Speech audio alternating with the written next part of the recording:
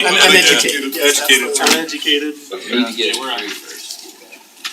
Come on. Pass the L set. Yeah. Okay, Although, we're up, okay. we were disturbed because they kept saying things like, all their historical precedents were from like From the 1980. They're from the Oh, they're from the 1900s. I think we remember, like, we lived with the couch. I remember in law school, there's a guy that said, a student that said, oh, this, archaic case, it was like from 1970 or something. And the professor was born the year that, That's so yeah, funny. that Decision. yeah, so he's like, are you calling me archaic?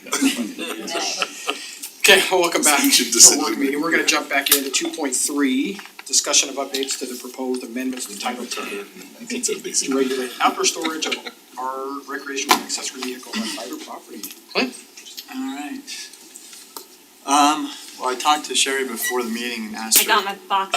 I asked her what kind of abuse I was gonna take tonight, she said, I hope you have a helmet, so I'm pretty excited to get back into this discussion. This came before us last year, we've kind of been noodling on it, trying to get some other things going as well, and this has kind of been on the back burner, but, we're bringing it back today for a little more consideration. I'm not gonna go through too much of the reasoning, I think we've heard that before.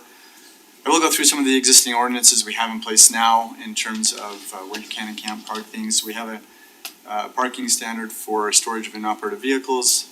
With the boxcar bill that was passed last year, we did include RV parking in both agricultural and residential zones, so you can't park it in your front yard. And then public right-of-way restrictions as well. So some of the reasons for this ordinance, these are the things that are not covered, is what kind of access can you have? What does the storage look like on a lot? Can it just be on grass? Does it need to be on a pad? And then, to the folks that are here tonight, how many can you have on your lot? And then screening as well. Those are all things that are not currently addressed in our ordinance. This is what we're trying to achieve, anyways. Is compliance with our general plan. Being more in tune with the top picture instead of the bottom picture.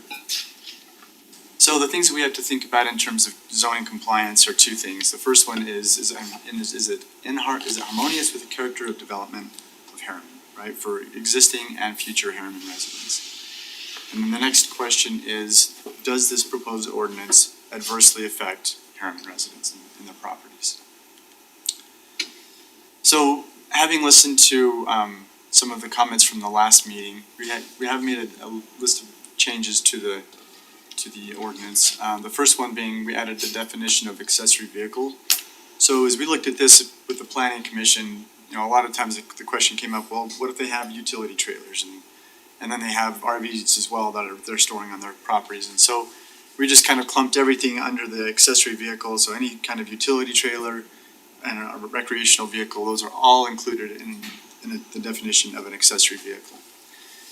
And then the change, the ordinance allowed up to 5 maximum on any lot in the city.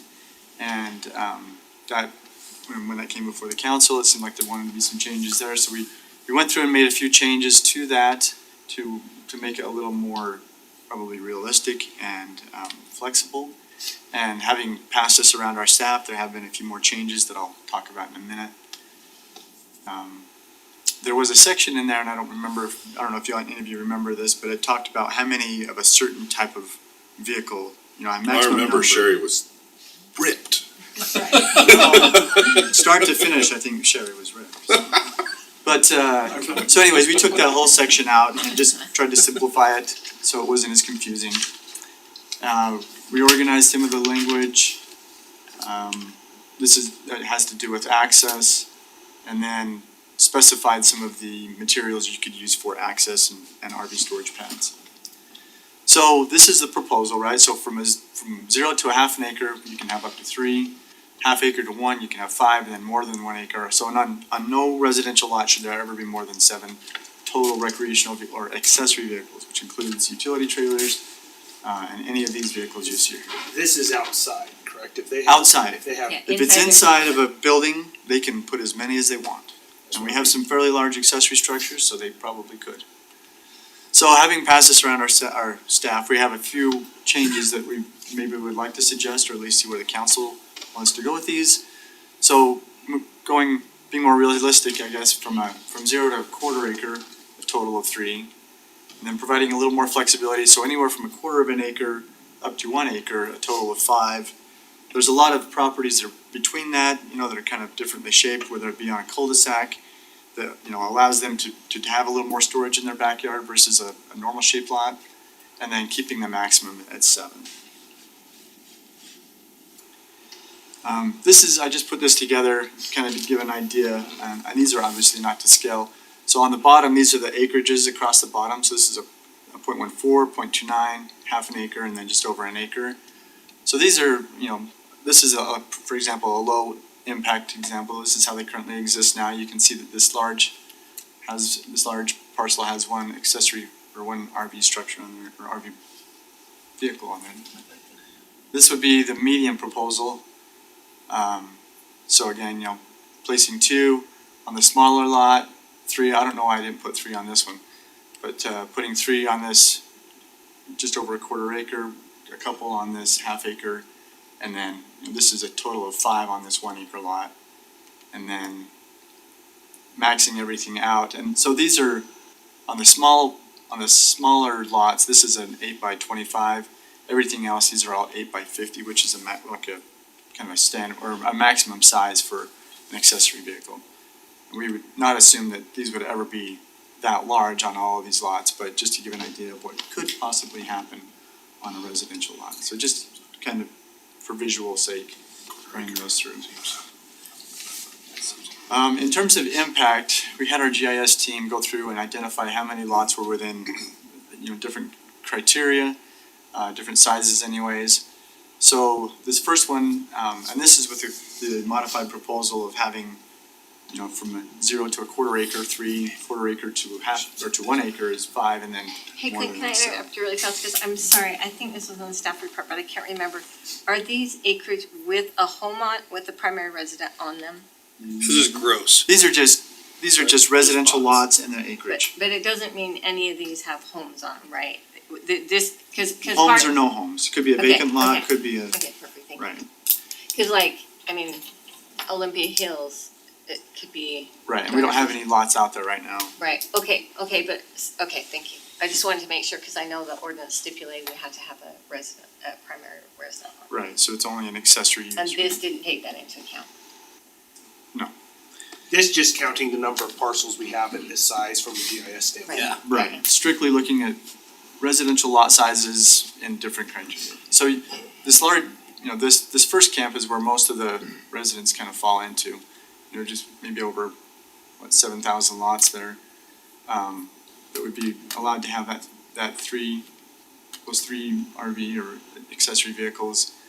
And then again, so that, in this section, that kind of falls in the green and the light green areas.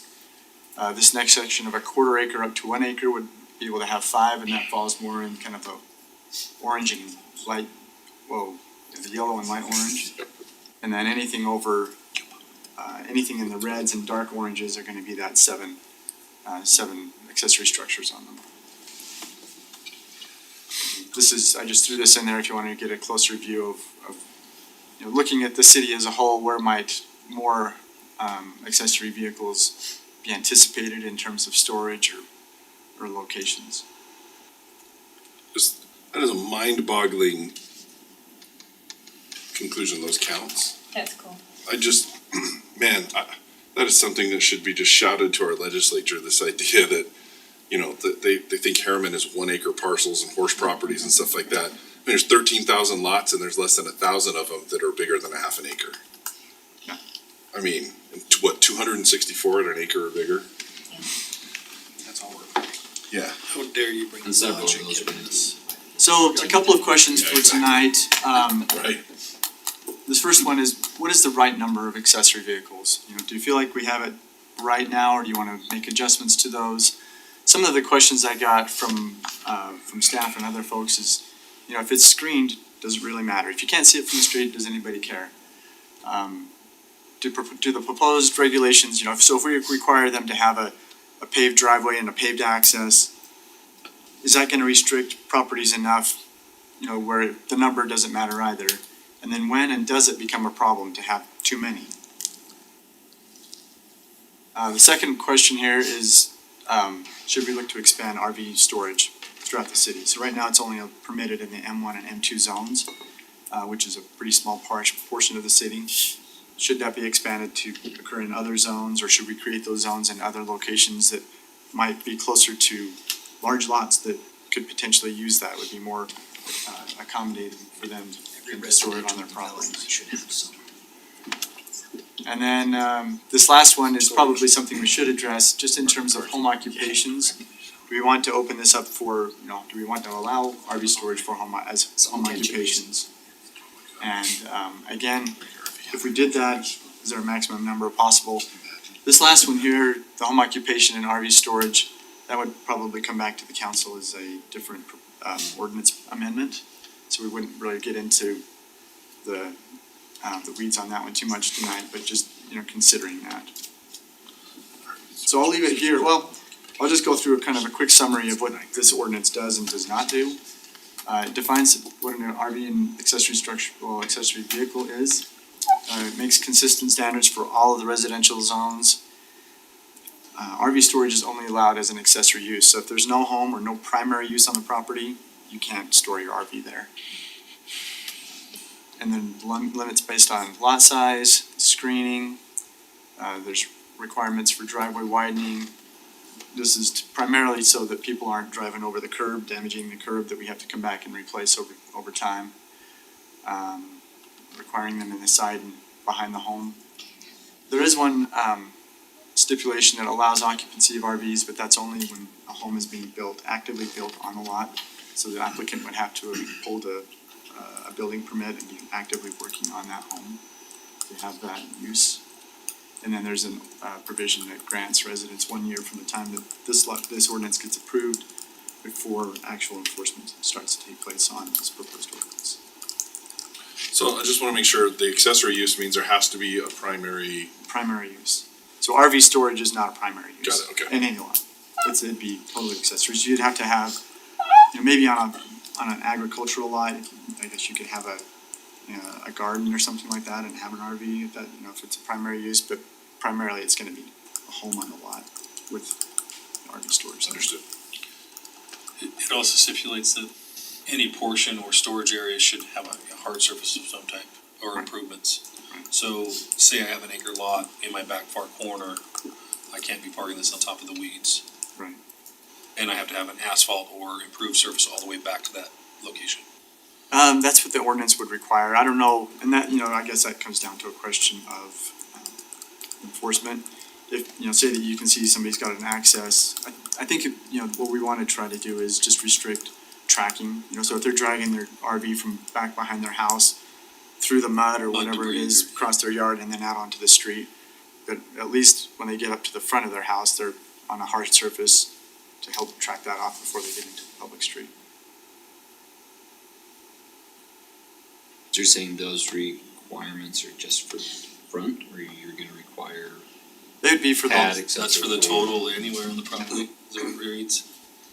I don't like that one. Yeah, And I think I can see the front, but behind the. I can tell you when I left here this afternoon, I drove home from here, and between here on Harriman, Maine, between here and Old City Hall, without going to every property, I took pictures of 27 properties that would be in violation of this.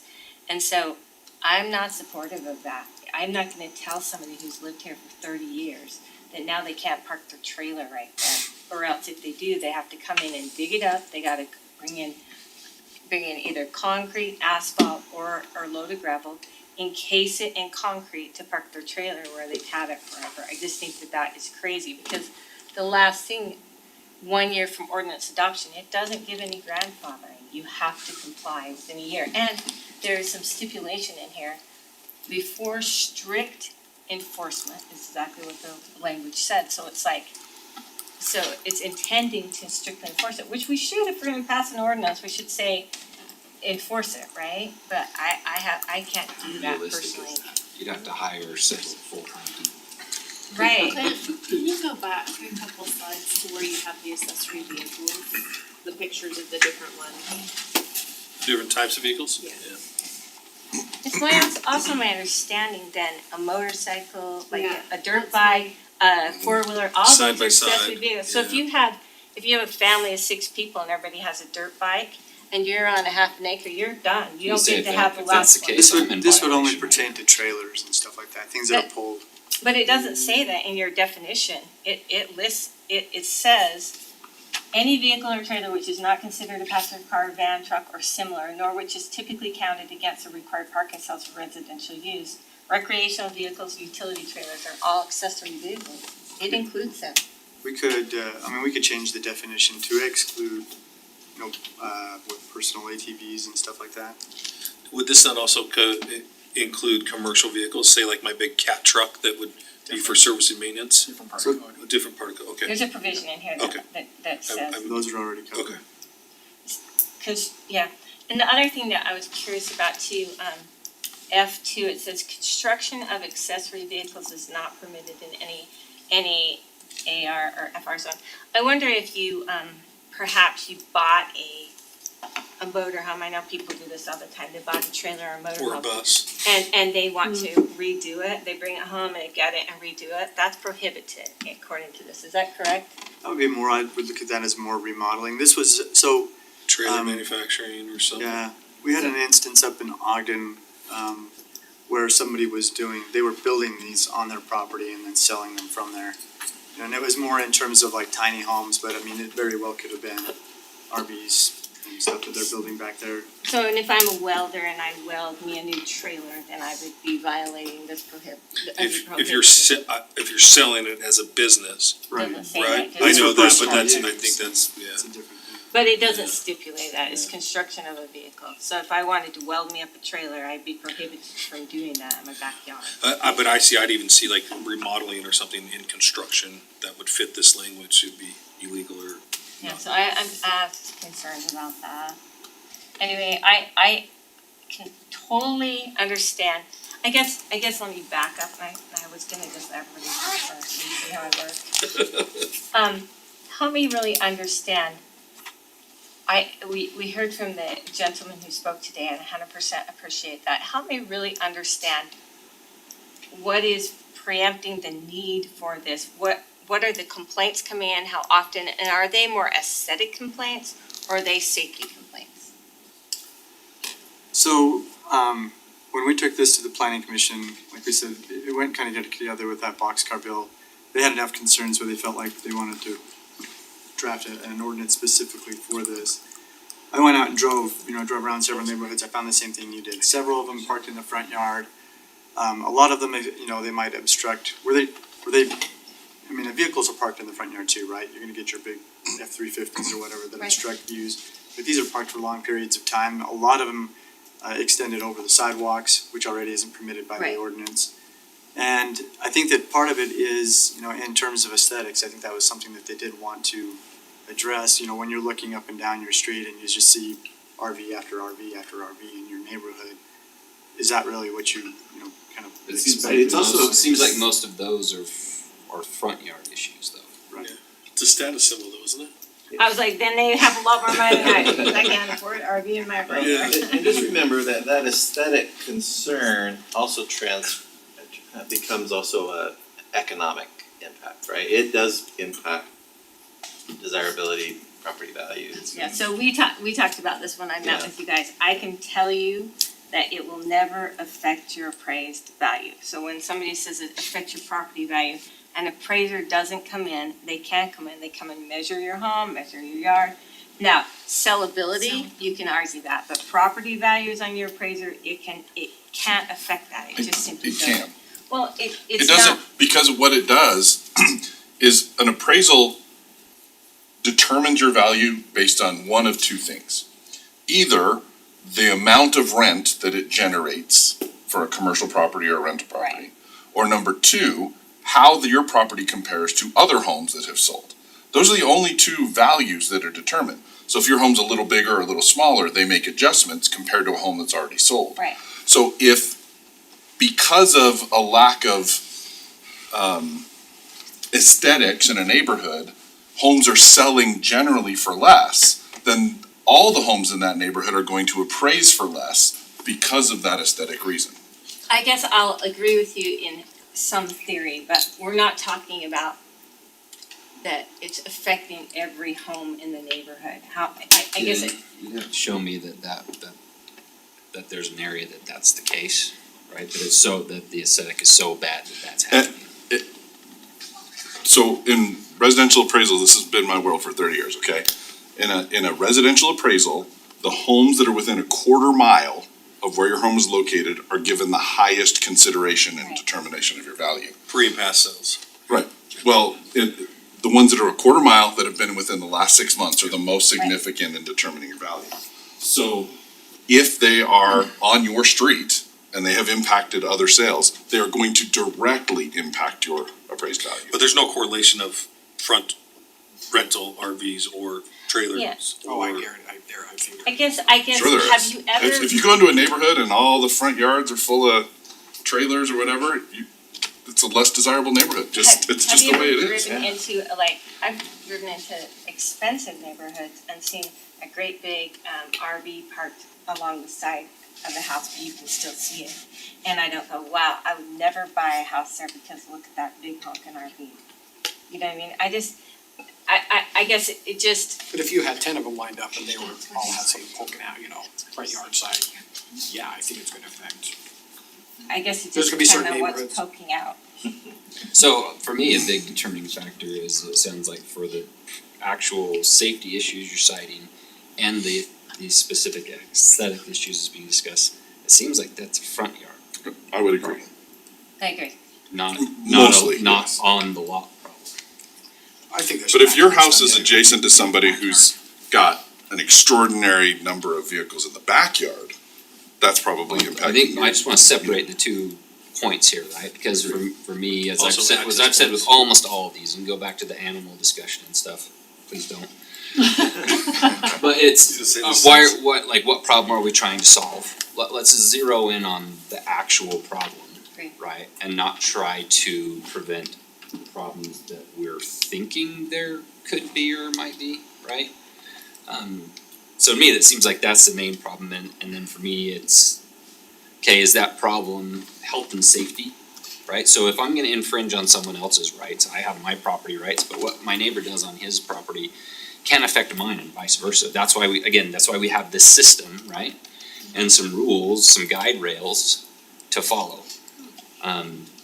If there's a problem, then we have somewhere, that starting point to say what's a reasonable amount to have, or what are those guide rails, right? If there's a problem, and then you come through this process, and somebody that's educated enough and experienced enough through the legal system can ultimately help settle those things, right? Us in setting the guide rails is that legislative responsibility of trying to balance people's rights.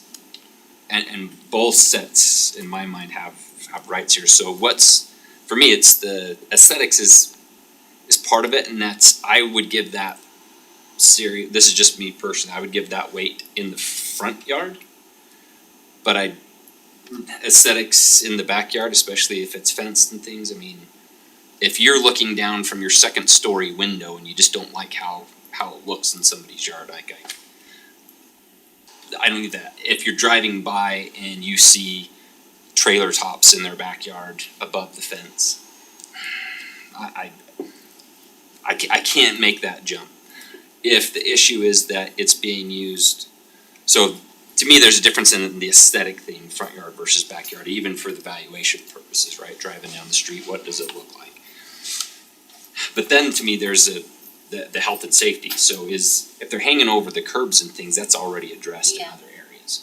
If in the front yard, dragging mud and rocks and dirt and stuff out in the road, that should be already addressed somehow. If it's not, then it's good to require those improvements in the front.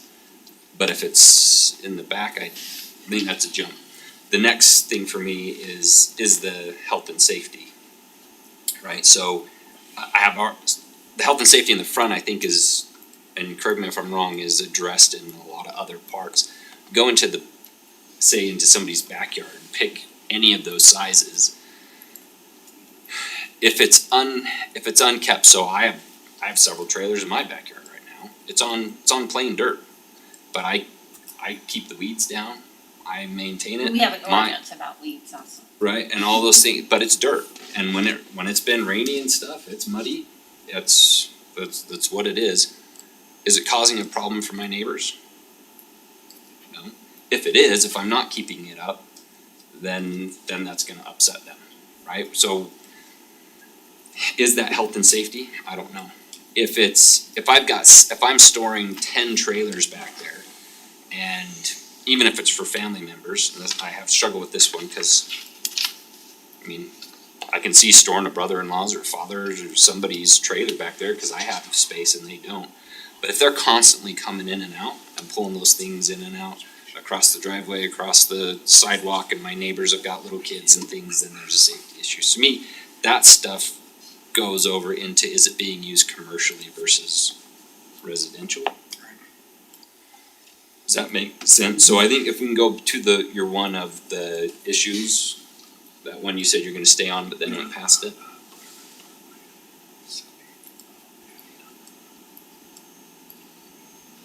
Yeah. I think these are the questions to ask. But for me, I think you have to distinguish between front yard and backyard, especially for the aesthetic stuff. And then for me, the line is there a health and safety problem that we're trying to solve? And if is it residential or commercial? Right? We have tons of home-based businesses. I've made this argument in here many, many times that daycare that everybody says is so important causes a lot of health and safety problems with pickup and drop off and blocking driveways and all those sorts of things, and it has to go through this process, right? To be approved, and neighbors get to come to that legislative body and say, here's my concerns, and they can put things in place. If it's being used commercially and they're getting paid, there's nothing wrong with that home occupation, but then it should be on the commercial side of the law, right? So I think we do need to draw a line between what's But even if- reasonable residential use But even and enforcing what that's is gonna be going tough. into the Yeah. commercial. Because I can rent out my side yard to whoever, I can even rent out my garage to whoever. I can rent out my pool, my hot tub, my trampoline to whoever right now, today. And you don't know I'm renting it out, if that trailer's there for 6 months or. Well, again, we wouldn't know that with any of these if they're renting them out unless there's a problem and you need to go and investigate and, right? Agreed, yeah. I Even mean, on the sheriff's point, investigation. hopefully we can, but to me, most of the enforcement is if there's a problem. Then we enforce it, right? Like, it's complaints, We're not but, sending the trailer Gestapo Yeah. out there. right, but the Yeah. problem To with look that over too fences. is, I also don't want to legislate something that encourages every neighbor to be policing their neighbor, and you're right, no, Trump, you know what I mean? You should live in an HOA. Michael, what were Well, you gonna say? precisely, and so, but I don't think we're the Harriman HOA here, Yeah. right? I think that we have to be careful not to broach that, because there are specific HOAs with CCNR rules, because you expect that look in your neighborhood. If you move up to the Cove, you don't get to do some of these types of things, right, cause they're CCNRs, They're they're more so restrictive. they're restrictive for those kind of things, but if you choose not to move into that, to me, there should be more freedom to utilize your property, and I'm not saying ever that it should be freedom to endanger your neighbor, I agree with that 100%, but I just worry about, So where's that line? And a one size fits all, we have a variety of different like, neighborhoods. Michael, what were you gonna say? I was just gonna say, just remember that we are responding to complaints and interests of your residents, right? Right. If we were to spend our time dreaming up zoning ordinances, trust me, we would not be It would not writing be about Clint RV wanted to fight. regulations, okay? What's that? You wanted to fight with me, no. I didn't wanna fight with you. So yeah, we were responding to complaints and concerns and frustrations and interests on what to do. And of course, this is now your ordinance, you make it whatever it is you feel like is appropriate. On the whole, our residential versus commercial, based on our limited enforcement ability, we're not gonna be able to distinguish that. It's going to be either maybe location or quantity. But other than that, how are we gonna distinguish if it's 10 that are being owned by an individual or they're renting them out? There's Right. just no way that we could do I that. love that it's So not it's either part gotta of be, this. you're gonna say, if they're parked in the backyard, they can have as many as they want, and whether they're running a home-based business or not, I won't be able to prove that. Right, I agree. So it's either gotta be location restrictions, or you're gonna say there's gotta be a number. I agree. There, also with the health and safety is like, say I have an acre lot where I'm tracking off the backyard and there's gates and there's curb cuts. I mean, there's gotta be a track out system or hard surface, obviously, instead of the front yard, but those are kind of some of the formalities. Well, and sometimes I can bring very little to these conversations like this with I don't have the background, but on my time on the planning commission, we talked I think planning commission, you look at a different angle on this stuff, very different than this. Where we went through a lot of training about, the necessity to have code enforcement and how that keeps a neighborhood. So we get a lot of this, I think it does matter how many, or even if it is a backyard, I think it absolutely does affect the feel of a community. I think we talked about the values. Michael, that's one thing he always talked about in the planning commission. What's our value? What's our set of values as a community? And I absolutely get their that the two different mingling, but it does affect property rights. If we're trying to protect the value of this community as a whole, I do think we start getting into dozens in the backyard even. I think it will affect this community. I mean, I think it just will. I think it might be a different taste of what we see, but I think overall, again, we were responding to so many complaints about this kind of stuff. I still get complaints about. Well, I do think so I'm focused on the residential use, I do think there's a reasonable number, right? Mhm. And the question is, what is a reasonable number? And the definitions that we just talked about, as it stands right now, I'm not in compliance. The way the definitions are in 3, I've got utility trailer, an ATV trailer, and a dirt bike sitting out there. Got the ATVs in the garage right now, summertime it's gonna be out there. Oh, I know, I mean, if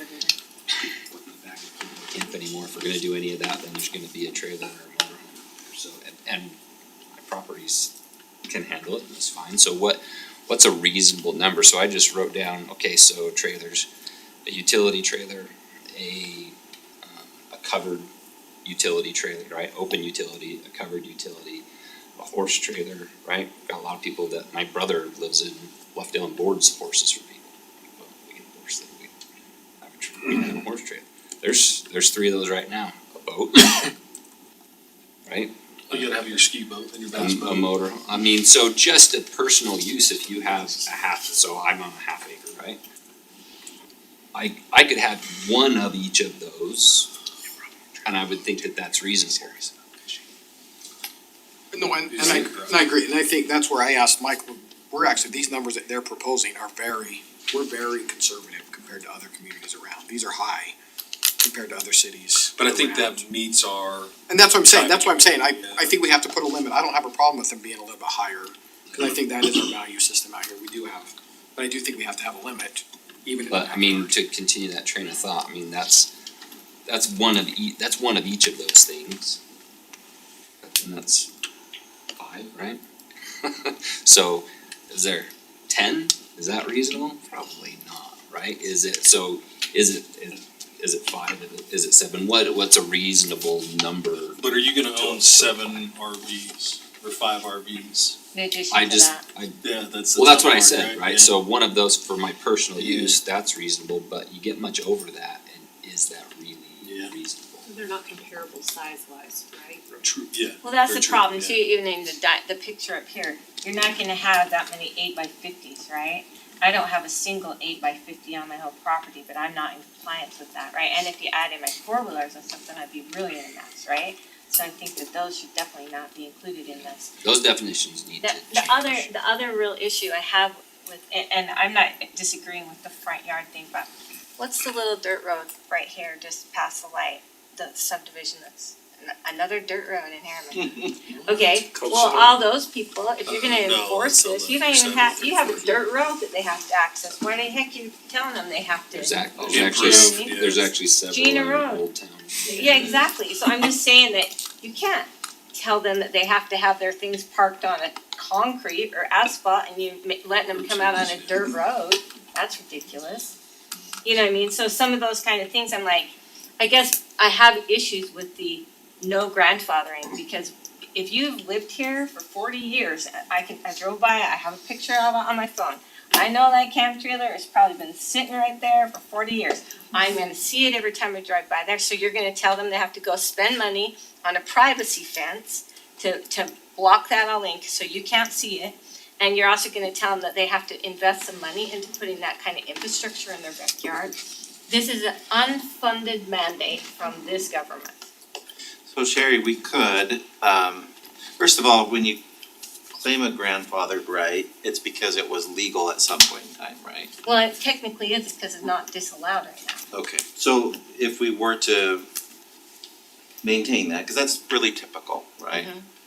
I think we were probably thinking more about enforcement on the quantity. Maybe that's the bigger issue. Do you feel, I mean, cause for example, some of the complaints that we receive certainly, you know, are just exceeding kind of those reasonable standards. Sure. Maybe it's just I think, enforcement on the quantity of these things. I think the location too, I think that's something See, that, in the backyard, right, but if Okay. so if they've had But an we RV could- sitting in their front yard for 40 years, then, you know, I think that's something that we do want to enforce on, I think that's something maybe that- we could work on that. Maybe make it more reasonable. Grandfather- Say in my mind, Yeah, yeah. it's fine to draw a distinction between front yard and backyard. Yeah, grandfathering for a building is pretty easy, grandfathering for something that's always moving is. Yeah, for sure. Well, probably because most of them aren't always moving. So They've I probably don't, been parked there a I while. don't have anything necessarily of value to contribute to the comments that have already been made. I think they're great points for further consideration and revision. In my mind though, the main impetus that I've heard behind the complaints that I've come across is people sick of lots being turned into RV storage. And that seems to be the problem. I mean, that's what we got That's- I tonight, think- right? I That's, think that's the problem that's we're the trying thing. to solve, honestly. Okay. and I think that that's really what the focus of any revisions should be primarily geared towards, is fixing that problem. I'm not saying that we shouldn't be looking at some of these other issues, you know, driving over, breaking curbs, or, you know, tracking muddle, or, I think those are all reasonable things to look at too, but, you know, going and tell somebody on a 5 acre agricultural property, they can only have so many trailers, I mean, they might be running a farm, they've got hay trailers and travel trailers and horses and cows and, you know, a utility trailer and a, yeah, I mean, Well, you go by the it's just- Dancies right now, and they way exceed this, you know, Yeah. and they have a working farm. so what I'm saying is there's clearly a difference between, you know, an agricultural property and then residential neighborhood with subdivision houses, right? It's clearly a kind of a different application of the rules, and I think we should try and, if we're gonna do something, point out those distinctions, right? But the one thing on here that I wanna make sure that we're really clear about is, we're trying to prevent people turning residential lots into RV storage facilities. And I just wanna make sure that whatever is, we settle on, that it fixes that problem. And then we can address some of these other things too. But that's really what, you know, what you're getting at, what is the problem we're trying to fix? It's, you know, 17 RVs parked on somebody's lot. Is that a Title X problem? So If that's the I think that's question. an occupational thing, because Well, it could be, yeah, it could be multiple issues, in but- my neighborhood that definitely, I promise you, those are not all their own trailers. And we're not worried about, wow, we don't want a bunch of old dilapidated trailers. Well, most people who are paying to store a trailer $100 a month, they're not old crappy trailers, right? And there are lots that don't get maintained, don't get mowed, because they don't have to. They're agricultural lots, they don't have to. They can classify weeds differently, right? And so if there's trailers parked on it, guess what? It gets mowed. And in my mind, I'd rather see those trailers than a fire hazard sitting in my neighborhood. So now, I do think that they should have to go through home occupation, because then there's conditional use, right? You can say it has to look like this, or you have to maintain certain things. The neighbors have these concerns. Yeah, exactly, and You then also know people coming and there's a going. public hearing, there's a process that has to go through, that you look into what would people be, what would they accept, what would they not accept, those kinds of things, so. So maybe let's focus on that question first, and to Michael's point, is that even feasible for us to make that distinction? I saw them both the well, let's say if it's in the backyard, doesn't matter how many you park. That's kind of what I'm hearing from you a little No, bit. no, Jay. not at all. Okay, Not let's at say you all. did go to that though, then we would not be able to address Steve's concern, like people just turning it into a de facto RV lot, right? So unless you're looking at a number, I don't know how we control Well, so first that for issue. what my point is, for residential use, there's a reasonable number, right? Okay. So I think we can look at we can have that discussion, what's a reasonable number for residential use? And I actually think that these numbers that you're pointing out are probably appropriate for residential use. I don't have a huge difference of opinion.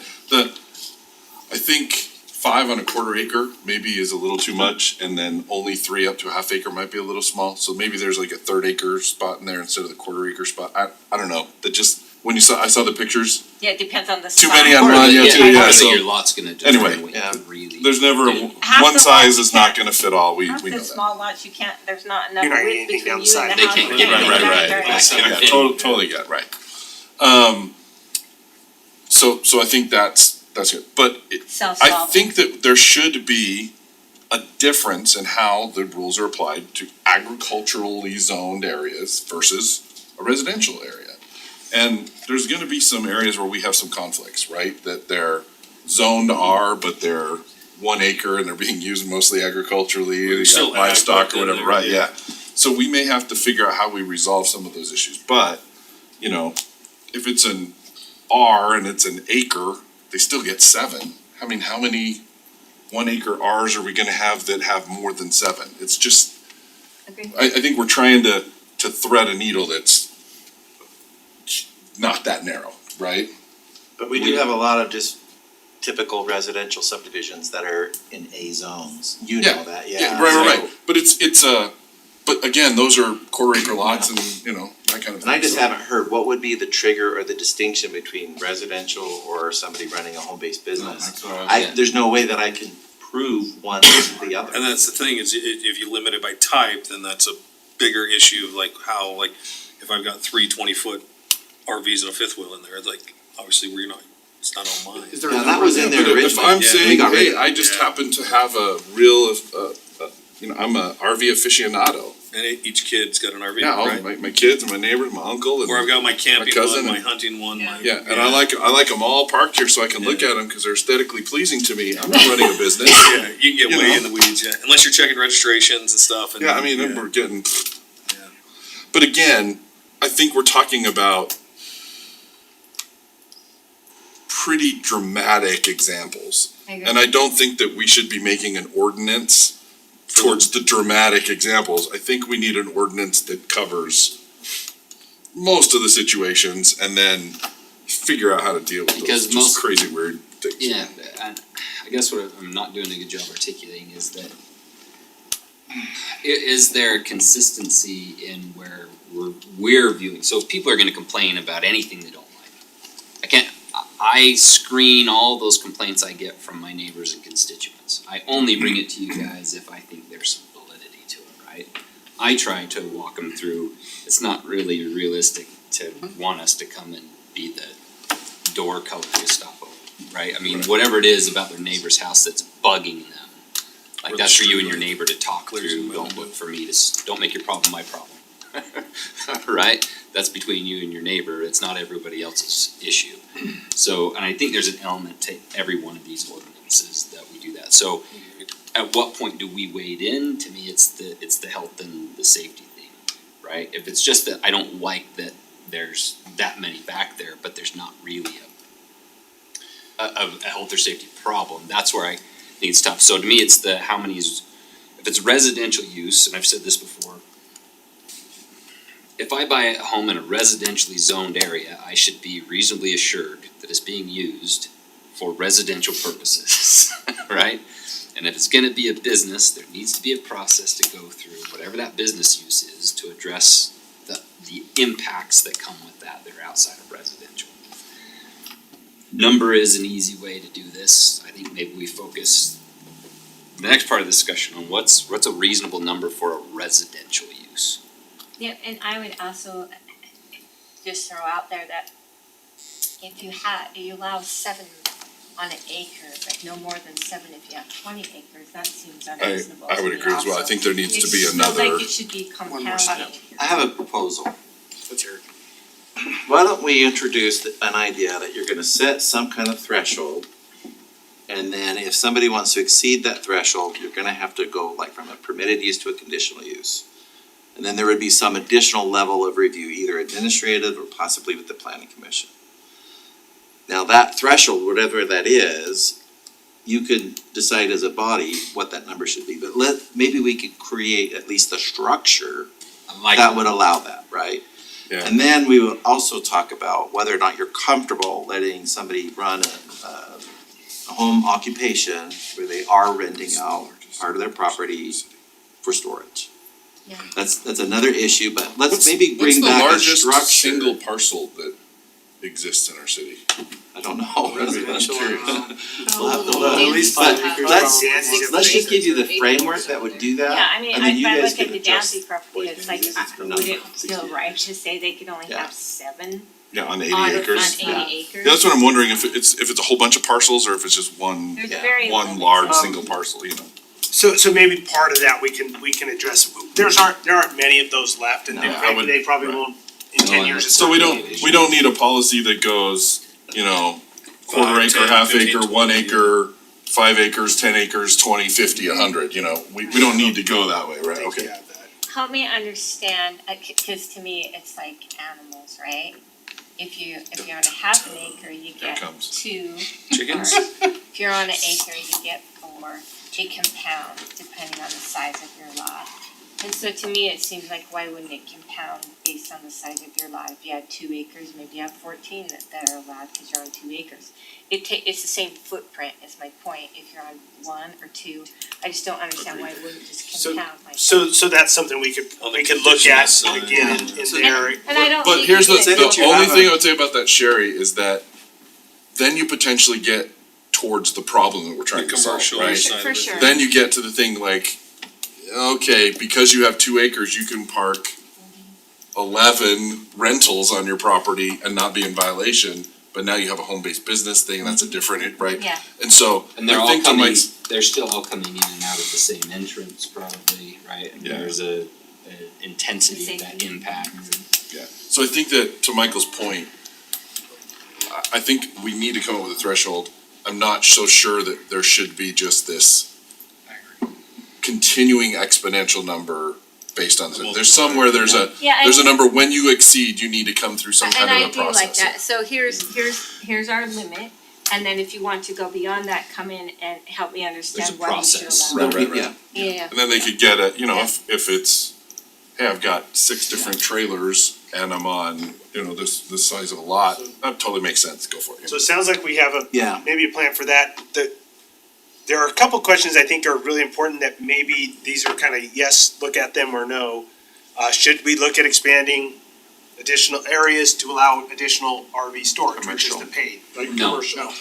well, but here's the Okay. deal, is we keep saying no to storage, but we keep saying yes to people living in little dinky tiny houses, right? They need a place to put their stuff. The problem is the only place is C2, is commercial.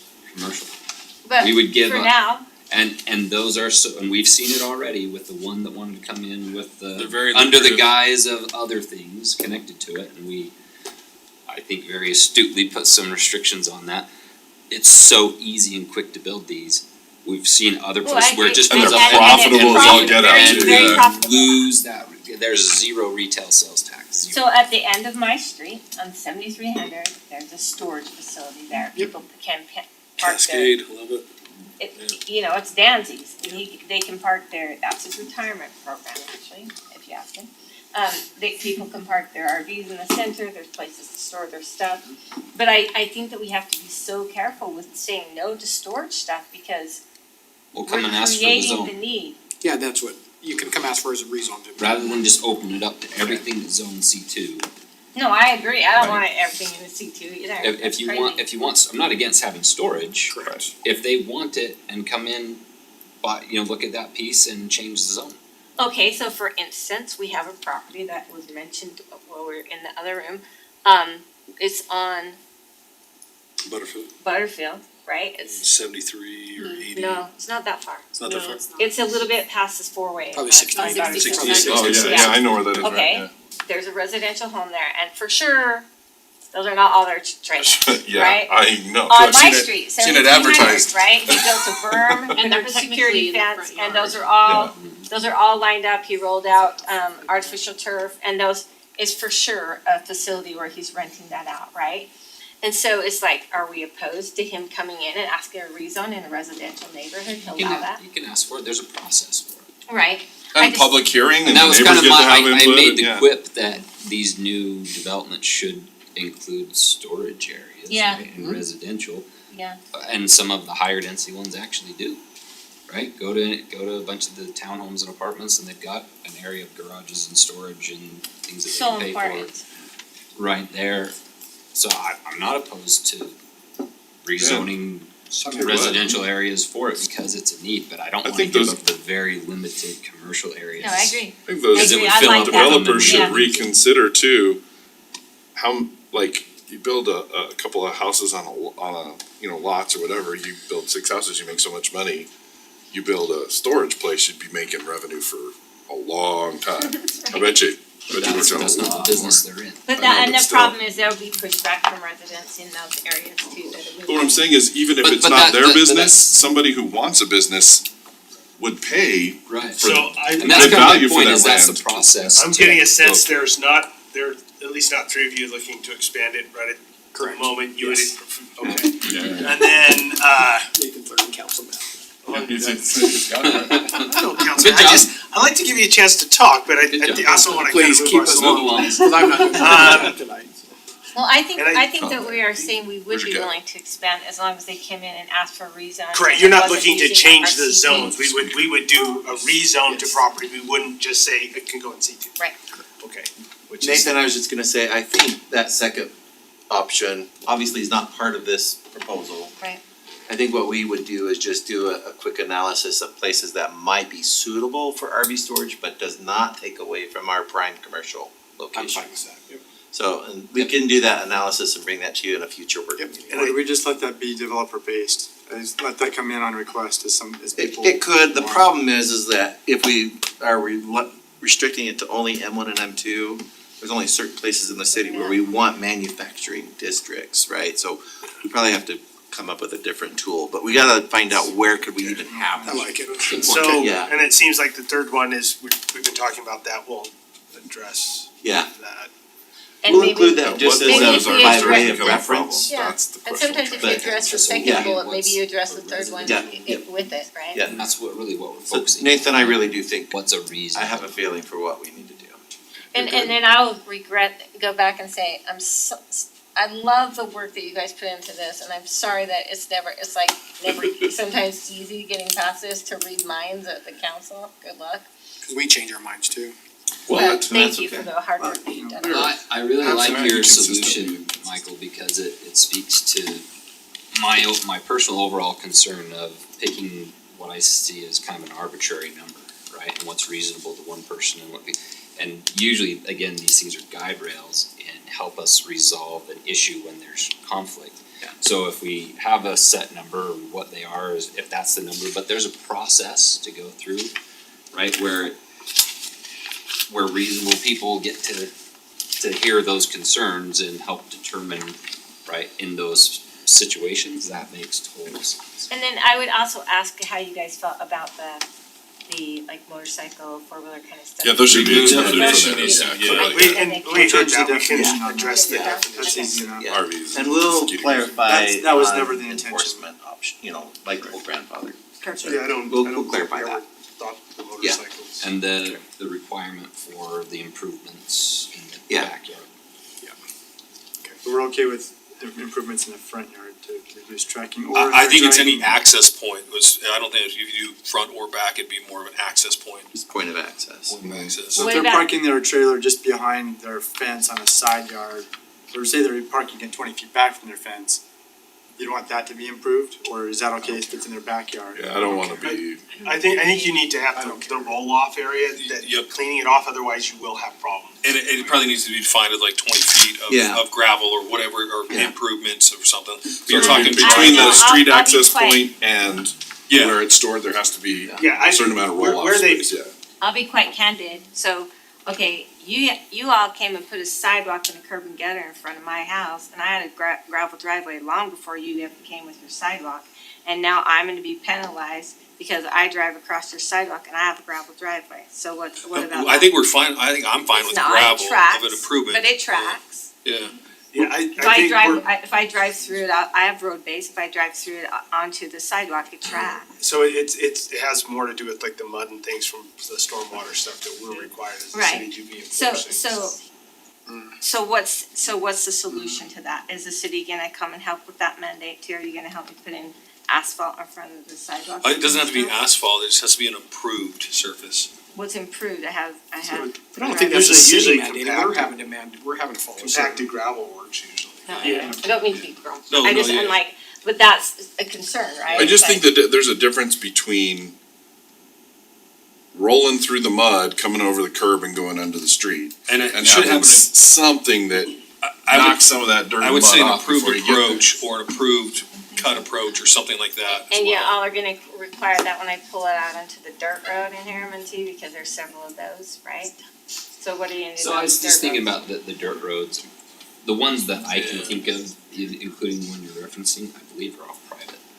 Gina's not private. Is Kokomo private? I think, Yeah, it's it's all all- right. but Gina's not. We, Depends yeah, on where you're Gina, at. we and McCusker are private. Technically, portion of Gina is private. Right, but I'm just saying that we do have, Part that's in I don't know about the one right Yeah, here, that's I don't That know. one is private. Okay. That's easy All enough the to, ones- sure. Okay, Kokomo so, would so be- but even still, a private road, so, That's easy enough to address, we could just say, I mean, I feel like, either it's a public street, or if the road's not improved, then you don't have to make those Perfect. improvements. Yeah, there's Good. stipulations. I just you want, wouldn't- I just you wanna wouldn't make sure improve that it. we're stipulating Right. that, right? Okay, okay, very good. So Thank you. for drag your pushing- mud all over Gina, it's good.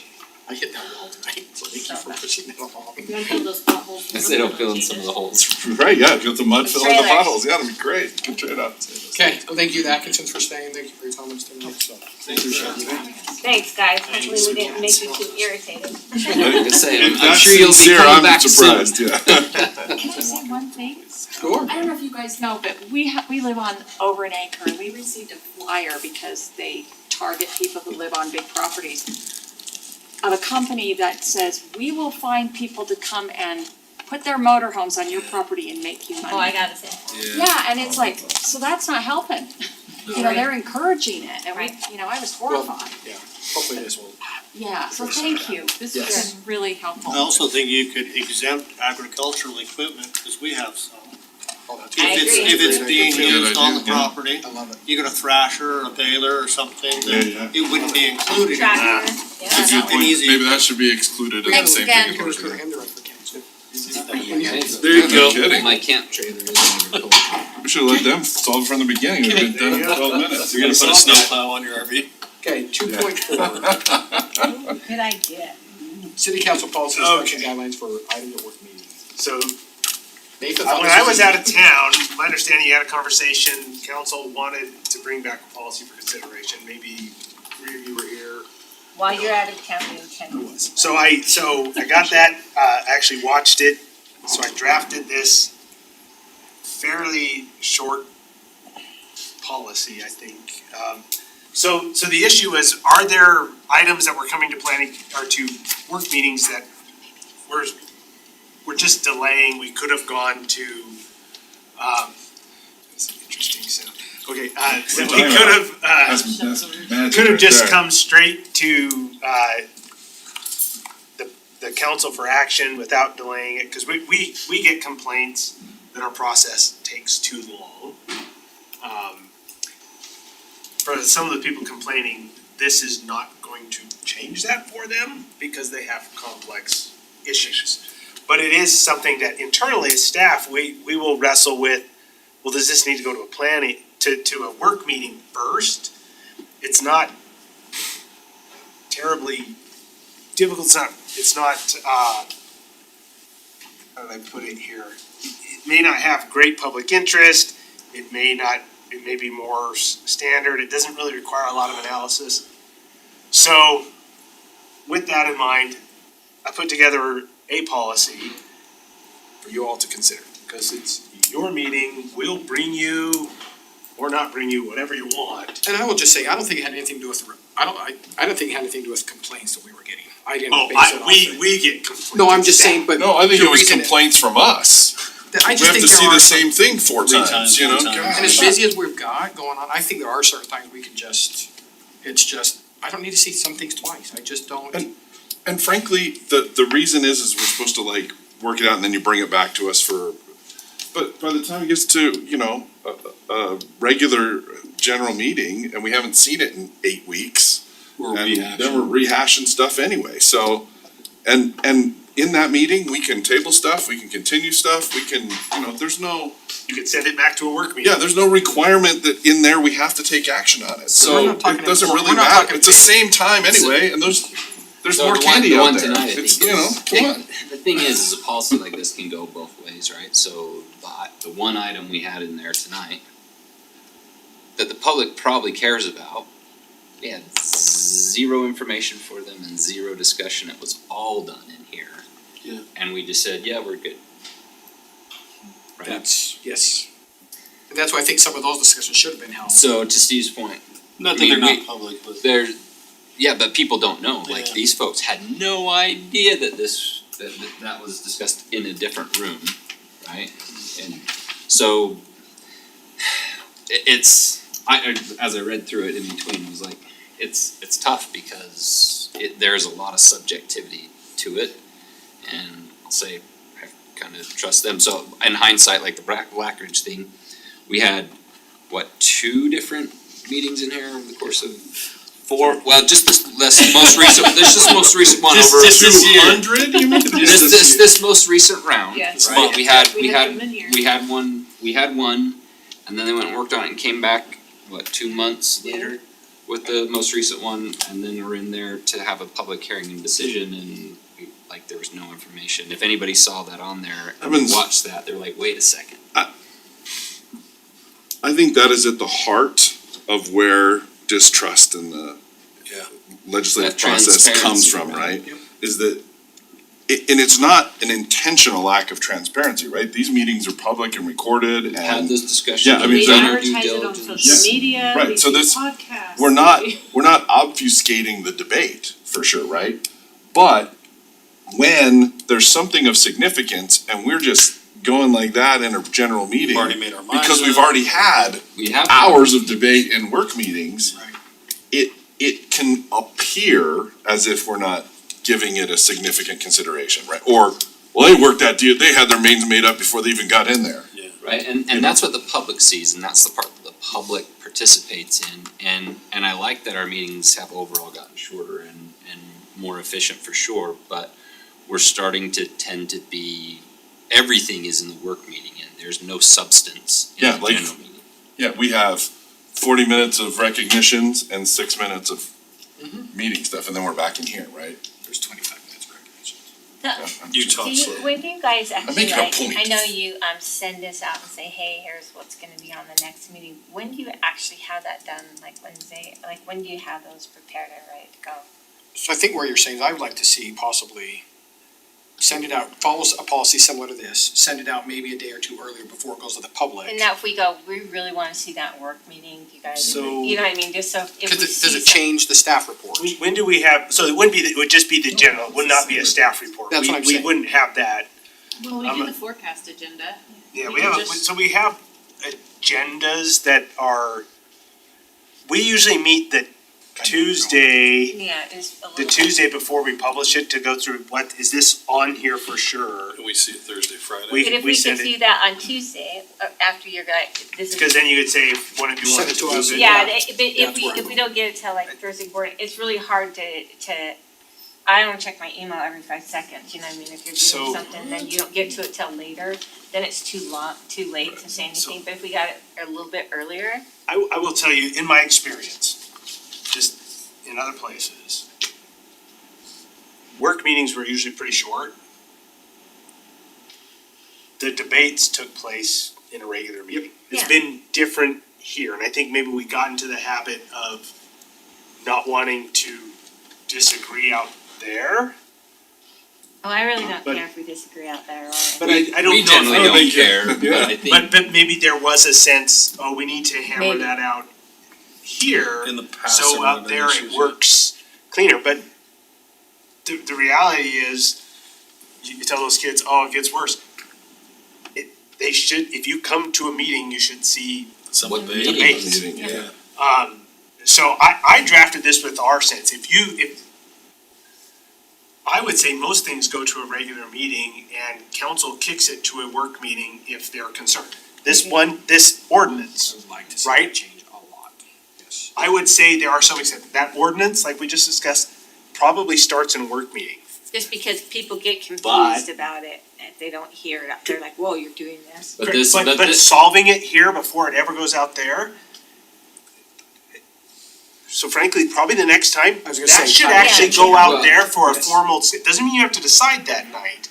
But you're having this Could. discussion because if Yeah, it and does. administratively, cause I you think do what happens is this idea, if it's just for discussion purposes, we put it in a work meeting, because it doesn't require an action. And then we take actionable items to the general meeting. I think it's fine for us to have a discussion topic in the general meeting. 100%. Just administratively, we need to continue the item or give you direction If to needed. bring it back at a, future time, something like that. It's just a slightly different procedural thing, but it's still the same effect. And it also gives you the chance, if we are on the same. Yeah, if we're page, all on we the can same move page on, and we it's can easy, approve it, go on, and and we're get done. on, yeah. So, and if you're, a lot of That's these, a good you're point. asking for direction, I need nods, nuts, like, those things kind of Those are belong in votes, there, you know? right? 100%. I mean, just looking at tonight's agenda, I mean, if you're looking at the time of meetings and how long, They're- I mean, then Guidance. the work meeting really should most of the time be shorter, and you can have the general meeting start a little bit earlier, and most of these discussions should be public, so even the Slackwater one. Yeah. We're talking about a policy and those things like that, that really kind of. It also gives them should be there. opportunity to present. Which it didn't really do. Right, We- cause we it's had- general. We meeting, let 'cause them it's a do meeting, it that's here. all. The water Preview, rate but study, yeah. we already had the big dirty one and spent tons of time, that one should have been in there, we pretty much just said, yeah, that's what we're gonna do. And now all the public's gonna see is, this was our decision. Yeah, we're gonna increase rates and like, what, why Well, didn't you you'll talk have about to double that? the presentation, you have to redo that presentation. Then we have to see it redo what we again, just see it did time- here in there, so I'm with you, that's when I was looking at this, I'm like, we're kind, I'm thinking totally that we're happy. doing this backwards. Nathan's like, amen. I think some of them heard this, I've always felt like, wow, we do a lot in the work meetings here that should be the public. So, with that, I'm gonna redraft this. And then I'm gonna bring it to you in a regular meeting, you can decide if you want to do it there. I won't have it drafted for the next meeting because I'd have to do it tonight and by tomorrow morning, and I've got some other things to do. But I will bring you a policy into a meeting, you can decide whether you want it. Again, You know, a good thing about that one too, was that it would be subject to the public comment in the meeting. And there would be people who could actually give, if they had a Comment problem on with that. it, some developers would come in and say, hey, this is an obstruction to our process and this is why. There can at least be a discussion about that in Well, public. and even the public, I mean, for years that I've tried to get public involved, that's their main complaint is how. Yeah. Yeah. And this will change that. I'm But can you send us something else earlier, like? yeah, I think we can, Technically, it's our agenda, we could and it would shoot be good to you. have it earlier if we say, If we just share the forecasted meeting. Yeah, I'm thinking by No, Tuesday no, morning, we no, have no, the. We just Or send we it out could after even the agenda invite meeting. the Yeah. mayor After we've to kinda attend hammered those out. meetings as well. I'd send it to all the council, but I think we can just send that draft agenda that we get in We might that not meeting and have to, say, but we here's can give what them- we have. This is the order we put it in, so sometimes we sit here and we go, okay, well, who's going to be here for this? If we think we have citizens, we'll try and move that to the front. If we know we have consultants, we'll move that to the front. Heaven forbid you think it's gonna be a short discussion, and we all know that it's not gonna be. Yeah. yeah, So we'll figure, I think it's probably that one we do on Tuesday, we just send that out to Send the out a council draft and agenda say, every Tuesday. if there's something that I would. love to council see wants to switch, let us know right away. Yeah. And if we don't give you feedback, you do your process as normal, right? But it just gives us a little opportunity to say, And we would, It we could plan to change publish those that. on Thursday, We right? try to, yeah, our policy says that we will post them Thursday before 5. Yeah. Is what the And I think we have to have a teachers- deadline Thursday at noon. That's the official agenda, but we're talking Well, that would about just the- be order. The order. So we're But it- working on staff It reports. could change staff reports if an item is going from a work meeting to a general meeting, cause people tend to word those and have recommendations That's differently. true. And I was So- worried about, I was gonna ask that. Well, based on this, we're gonna do a little bit less in the work meetings and more out there, so. Let me, I'm already, actually, I'm thinking where I can go steal the policy I've written earlier for this. Hopefully they still have it out. If we are gonna have shorter work meetings, does that mean we should start our regular meetings That's earlier? If we chose, if that works out, that's probably what we were trying to do. Discuss behind closed doors. We would just need to do a text. No, I think that's, great, so And if I look at this we need longer agenda, time in a work meeting, for there's something that comes up like, oh, we need way more than the 30 or 60 minutes we're having, then we can, it's easier to change that start time of the work meeting than yes. general meeting. yeah, and or we come back after the general. Yeah, we're coming back after you. Same block. same concept, yeah. So, and you I have- think that will help with the problem we're trying to solve Yeah, I too, agree. right? And interesting, I say these next three, actually, I would classify these typically as work meeting kind of Yes. things. I We're looked gonna ahead give you, already. they're not actually, we're not asking you to make decisions, Information. we're giving you information. And so, of these, this one actually feels the most like a work meeting. I think everyone should have to set the open and public meetings act training in the formal. In the, So what in do we the got frame. left? We got budgets and 2.5. OPMA, motion to adjourn. Connor works very hard on his presentation. That was a motion. This is getting a little too, this is getting a little too serious right now. There's a motion on the table. Motion denied. Kyle, 2.5, discussion of the fiscal year 2025-2026. You just have to do a voice one and just rule however you want, like the house does. I rule it Log in. Suspend the I think rules. that one, Suspend the while rules. we saunter. Oh, Saunter. could be sauntering. Okay, after the water rate meeting discussion we had earlier, I thought it'd be better to have an easier budget discussion tonight. So as the mayor said, this is informational, so it's going over just some trends and some notable exceptions in both the administration budget and the administrative services, which are my departments. So really quickly, I'll try to be quick. This is the organizational structure of administration. So in this department, there's a total of 5 FTEs, including the city manager, the ACM, 2 administrative assistants, and a management analyst. Just as a reminder, we did eliminate a position in fiscal year 2024, which was the assistant city manager, and did a subsequent reorganization. As you can see on their budget, overall, the city manager did a great job of cutting his budget as much as he was able to. It really was going through line by line. What is this line paying for? Is this really needed? Is this being duplicated somewhere else? Because we did find that where one thing might be budget administration, then we go down to communications, it was in communications, and so we tried to eliminate those as much as possible. The one-time money, that's on the budget are for new computers, so doing that computer rotation we did discuss at the last meeting, and then 26 is just inflationary increases. Moving on to admin services, so we have a total of 16 FTEs. Jackie, the city recorder, is the deputy director, and she is over customer service, the justice court, and passports. We do have one position that's currently what we're calling frozen, so when our deputy city recorder left, we looked at potential ways we could necessarily not immediately fulfill the position, so we've moved some things around, and Jackie's done a great job reprioritizing tasks. And then in 24, we did eliminate an accountant position where we did that budget refresh. Specifically in finance, we have 5 FTEs. Not many changes are occurring, so there is a career ladder being proposed. We have an accountant that'll be getting his master's degree.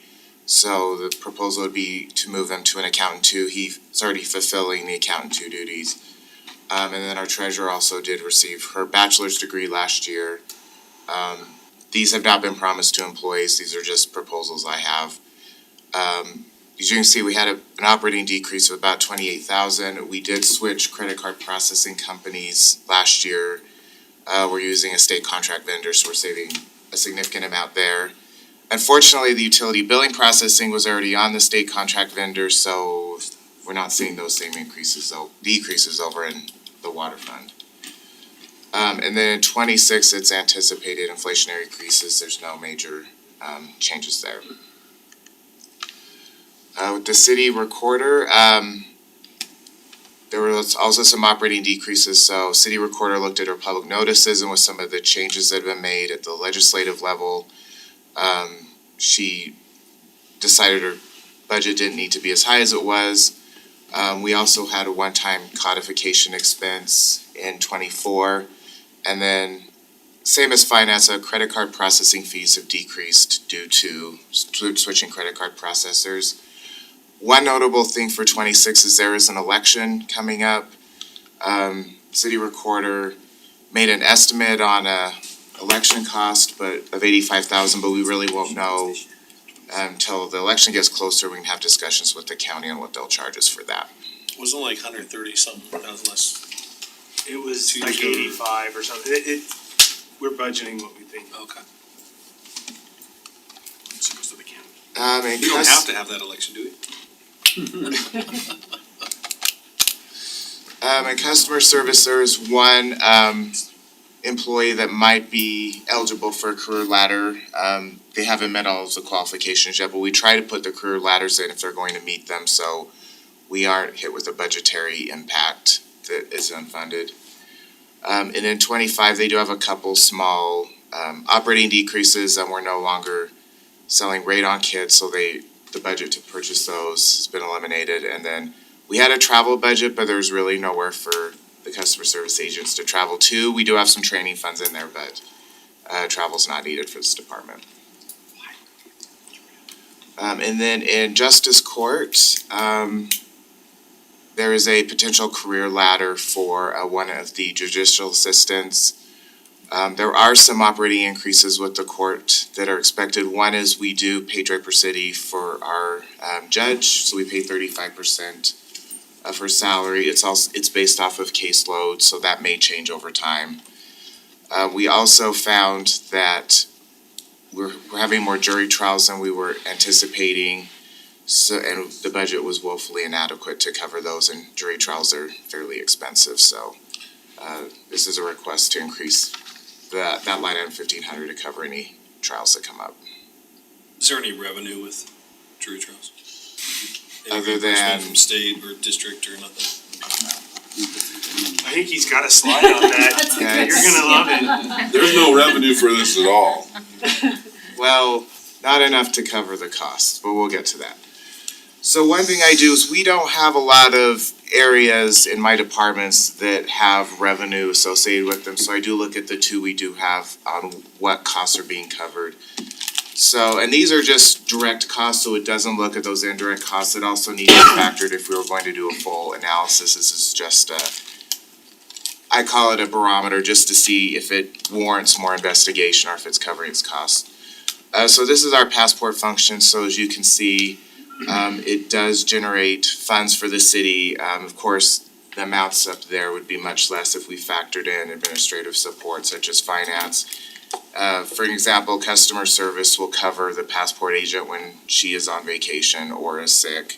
Those costs aren't covered in there. And then of course there's HRIT, other chargebacks in there. Why would there be an increase in credit card processing for the same revenue? So we do anticipate that the credit card companies are going to charge higher fees. Okay. So Visa will pass along additional fees. Fair enough. We saw that revenue decrease though in the last couple of years at the passport. We kind of spiked after COVID, right? And then we saw it decrease. So, since COVID, we went from a walk-in facility to by appointment only. And so the reduction is more for that. Prior to COVID, the majority of applicants came in between the hours of 3 and 4, and sometimes it would our agents would be here until 5 or 6 processing everybody that came in that day. And so going by appointment only has kind of helped regulate it a little bit, know what's anticipated. Is it more consistent revenue too now instead of up and down? We have also seen an increase in appointments. We were seeing a downturn, so I was like, oh, we need to revise our revenue numbers, but recently we've seen an uptick. Nice. When things start getting slower, we do quite a bit of advertising with our communications team. Really helps. And we end up like, right now we are booked out over 2 weeks. Great. That's awesome. But it's a very fast process. Yeah, we have some very good agents. Yeah. That's good. The other area is the justice court, so of course the court does receive fines. Taking the fines and then looking at the actual expenses of the court, personnel and operating. It's a great business. Just as an FYI, the judge's salary is included in operating versus personnel, cause that's a contract. You rent more tickets, right? Increased fine. Come on, Zach. Can't, there's a law I don't against think it works that way. like we can't have quotas. Exactly. They did away with But I that. think we have a, this is one of those ones where the operating cost per item is higher than what we can make, so if we do more volume, we just go broke Just faster. compound, yeah. Can I, You just can need more I go money. completely out of order and suggest that we put a future agenda item, the discussion regarding the elimination of the, That was like item Justice one Court? point. So there is there has been I think South Jordan is actually actively moving for that, so They've there's an actually opportunity. reconsidered and they've pulled that, according to the court, they've rescinded they're keeping their court basically. It does require the legislature to act and allow you to remove it, cause there was one bill this year that left one of the cities close theirs. So I don't know how easy it is, but the state is under the impression that this is a cash cow for us, and I am happy to give. why don't we let them keep all the cash? They do. Well, they're taking most of it now, so I would just say, but they push all the expense to us, so we would really love them is just to run. So with it. that's why it's a cash cow. I'm thinking anything that has 80% of the. that level of The a delta. cash deficit there, that That's we should, punitive to us. and I think we should do that in a general meeting. I'd love to see an agenda item where we discuss how we might go about. Yeah, because people Exiting have a misconception Yeah. that we are writing tickets so we can make money. For revenue. And it's So like, Judge Gardner not you're just getting doing it this. for revenue. Well, my understanding of South Jordan was they were finding that less than 10% of the people they were serving in their court were actually South Jordan residents.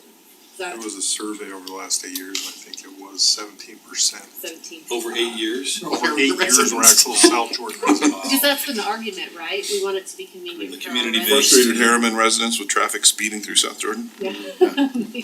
What?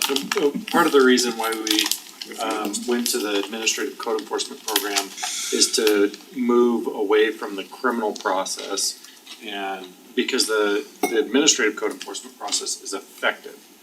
And it's a lot cheaper to run, and we get to keep all the fees that, not that there's a lot of fees coming in, but we get to keep 100% of the fees as opposed to 80% of it going to the state. So that's one thing that we did do this last year that hopefully is helping. It seems like there should be some adjustments legislatively at that 80%. They're gonna take 80% of the money, they gotta take 80% of the cost. Let's call our legislators. Well, I think that, I mean, I just When think you're talking it cents, warrants a percentage. conversation. Let's put on that on the list of stuff to talk about with our Yeah, legislators in that next meeting. cause that's a lot of money. That's nuts. And South Jordan has a whole building dedicated to this, right? No. No. It's part of It's their part public of safety. Part of the safety building, okay. But that's 300 grand a year, that's a lot of money out of our budget. That would And take it's care of most of the beautiful FTE space. freezes too. Yeah, pretty close. For anyone who wanted to move that direction. We What? have so much extra space over there. Any questions? No, I liked it, it was a great read. Yeah, thank you. I mean, Overall. pointing out the changes that you made. Yeah. The follow-up That on was- all of our previous discussions. Fantastic work. It was so good to see all those line item savings that The Now, constituents I'm don't warning, ever I get, started with the easy departments, Oh, but keep that good Doesn't matter, feeling going. keep going. I just appreciate that it's considered. There's a report on the considerations, right? The things that are being discussed and debated. I think that's important. So thank you. Appreciate it. I'm really looking forward to some of your slide presentations It's gonna be good. and seeing how many people are making fun of it. 2.6. Well, OPM is. speaking of slide presentations. Including. Wait, isn't the video only 8 minutes, right? Something like that? Tom, So, if should it's be long, about I will get you back. He's already gritting. So I don't know if you remember last year when I gave this presentation, Steve made the comment that he went to a presentation, lasted 7 minutes on the Open and Public Meetings Act and was expecting the same thing. And I hope that in the way that it can be presented, that even though it might be a little bit longer, you learn more because one, you're understanding actually what the law says and applying it to the situation. I'm gonna really focus in on just, I'm gonna do a brief overview of the Open and Public Meetings Act. And then I'm gonna spend a little bit of time on public comment for two reasons. One, I've never given a more in-depth presentation to a city council on public comment. And two, I'm giving a presentation on public comment at the Utah Leagues of Cities and Towns Conference in April. So I figured I'd give you the benefit of seeing what it's gonna be about, and if we need to make any changes to the policy, that, You're almost Now 3 might be minutes the in time. already. Thanks. Public policy. I'm not doing that breakout. Well, now you don't have to. Then we need to skip that breakout session, right? Yeah. So, We'll just sit in the back and throw stuff out. there is public policy in that the legislature wants us as governmental entities and bodies to deliberate openly, just like we talked about with the policy. Unless you're a member of a caucus. Yes. And then public meetings need to be open to the public, and then we have the definition of meeting quorum. I'm not gonna go over that. Closed meetings. We talked about this a little bit more in depth last time, and I'm just gonna briefly go over that we have a process to enter a closed meeting and what may happen in a closed meeting. And Jackie and I created this document to keep you on track, because we don't wanna go sideways on this, because one, it looks bad, and two, we wanna make sure that we're following this portion of the law to the T. So I don't know if you saw this in the Tribune, but I wanna point out one thing. Utah School Board secretly discussed Natalie Klein, potential discipline this week. I emailed the reporter because I hated the word secretly. It's not secret. It's a closed meeting. Secretly implies that there's some nefarious act going on behind closed doors. So I noticed that after I sent the email, they attached this. Wednesday meeting will be held in closed. So, which you can do. Just wanna give you an update. You probably saw this too. Here we go. Judge rules public gets to see Utah Attorney General's work calendar. And then the next day. So today, Was it today? today, several entities have gotten grant requests for a bunch of different public officials and employees' calendars. So there was we're pretty close knit community and with the attorneys, and so hey, did you get this? Some of us have, some of us have not. Harriman has not. It's kind of split in the valley. But What calendar? SB 240, this is a Bramble bill, is looking to make it, to clarify that public, or calendars are gonna be a protected record in grandma. So even though the judge rules in the favor of the media in one aspect, it's likely gonna be, short-lived based on SB 240, which seems to not have too much opposition. So, public meetings, they must be open to the public. There's no requirement to allow for public comment unless it's specifically included in Utah code. But I showed this last time. 240 was already signed by the governor. Okay, see? Is it really? Short-lived. very short-lived. 2 days, man, that's so funny. I think there's, and this is kind of the focus I think that I'm gonna look at is the pros and cons of public comment. And I'm gonna go through a little bit of the legal aspect on some of the public comment and some of the issues that come up, which I haven't really had any issues being here, but I've had them in other places. So, this is just Utah code that when you have an item brought up in a public comment, you can't act on them. You can talk about it, but you can't act on it. And it's only the mayor who can even allow us to talk about it. These people are members of the community that care about where they live. So what I hear when I'm being yelled at is people caring loudly at me. How many of you have felt like that? They're being very animated during a public meeting because of whatever issue is going on. And sometimes it makes it very uncomfortable. So we're gonna go through a little bit of the First Amendment and how that applies to the body, because I think this is probably the most important aspect.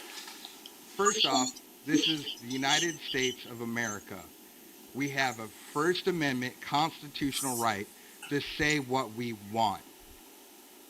So is that true? The First Amendment says Congress shall make no law abridging the freedom of speech. And then there's a section 1983 that states that we can't deprive them of something that's listed in the Constitution. But does the First Amendment apply to public meetings and public comment? On one hand, this is out of the case.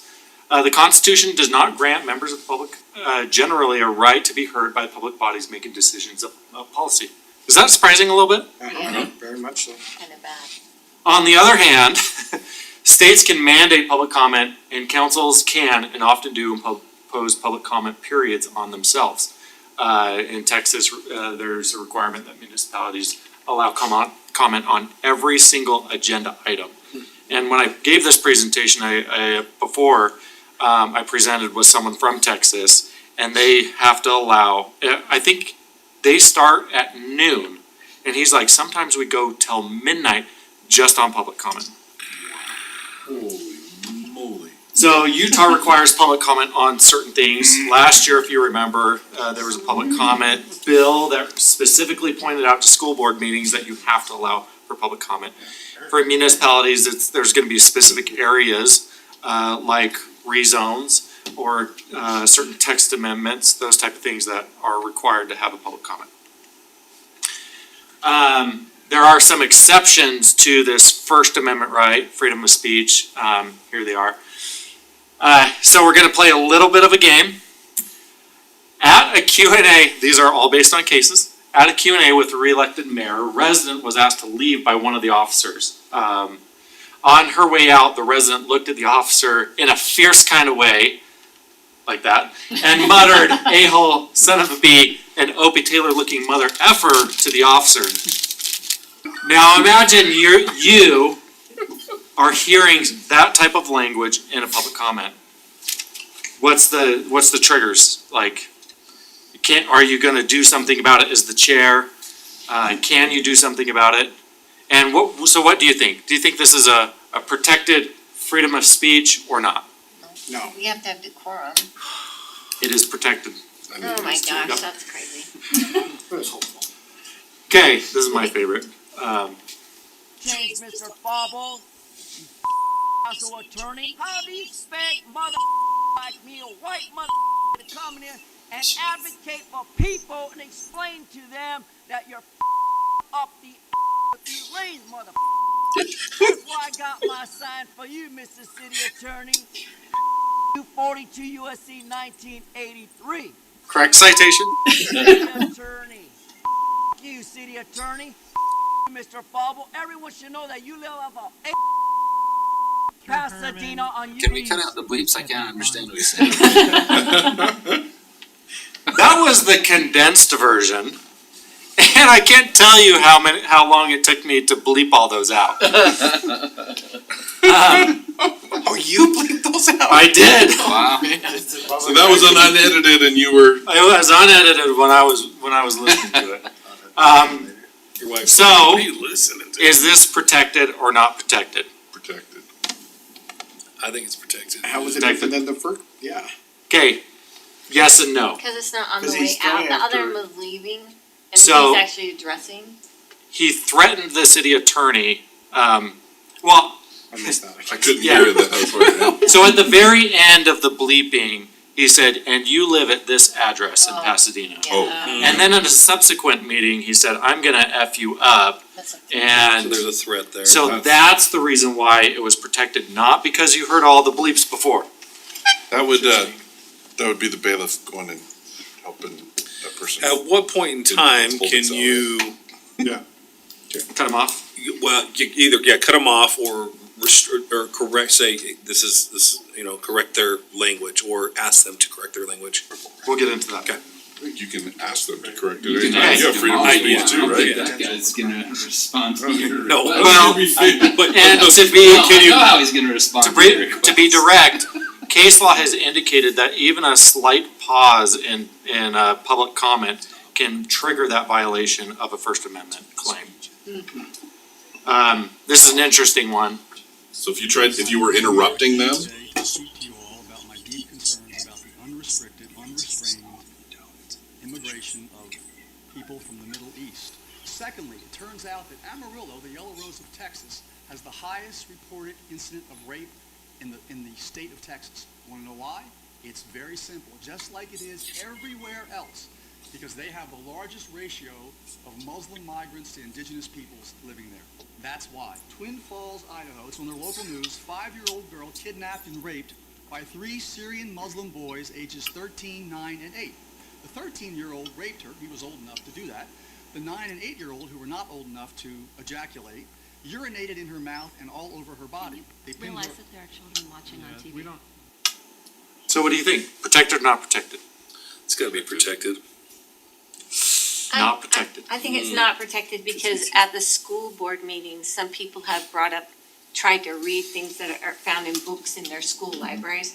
They're not allowed to read them at the school board meeting because they're not appropriate to read at that school board. So they can tell them they can't read that even though their kids can read it at the school library, but they can't address it at a public meeting.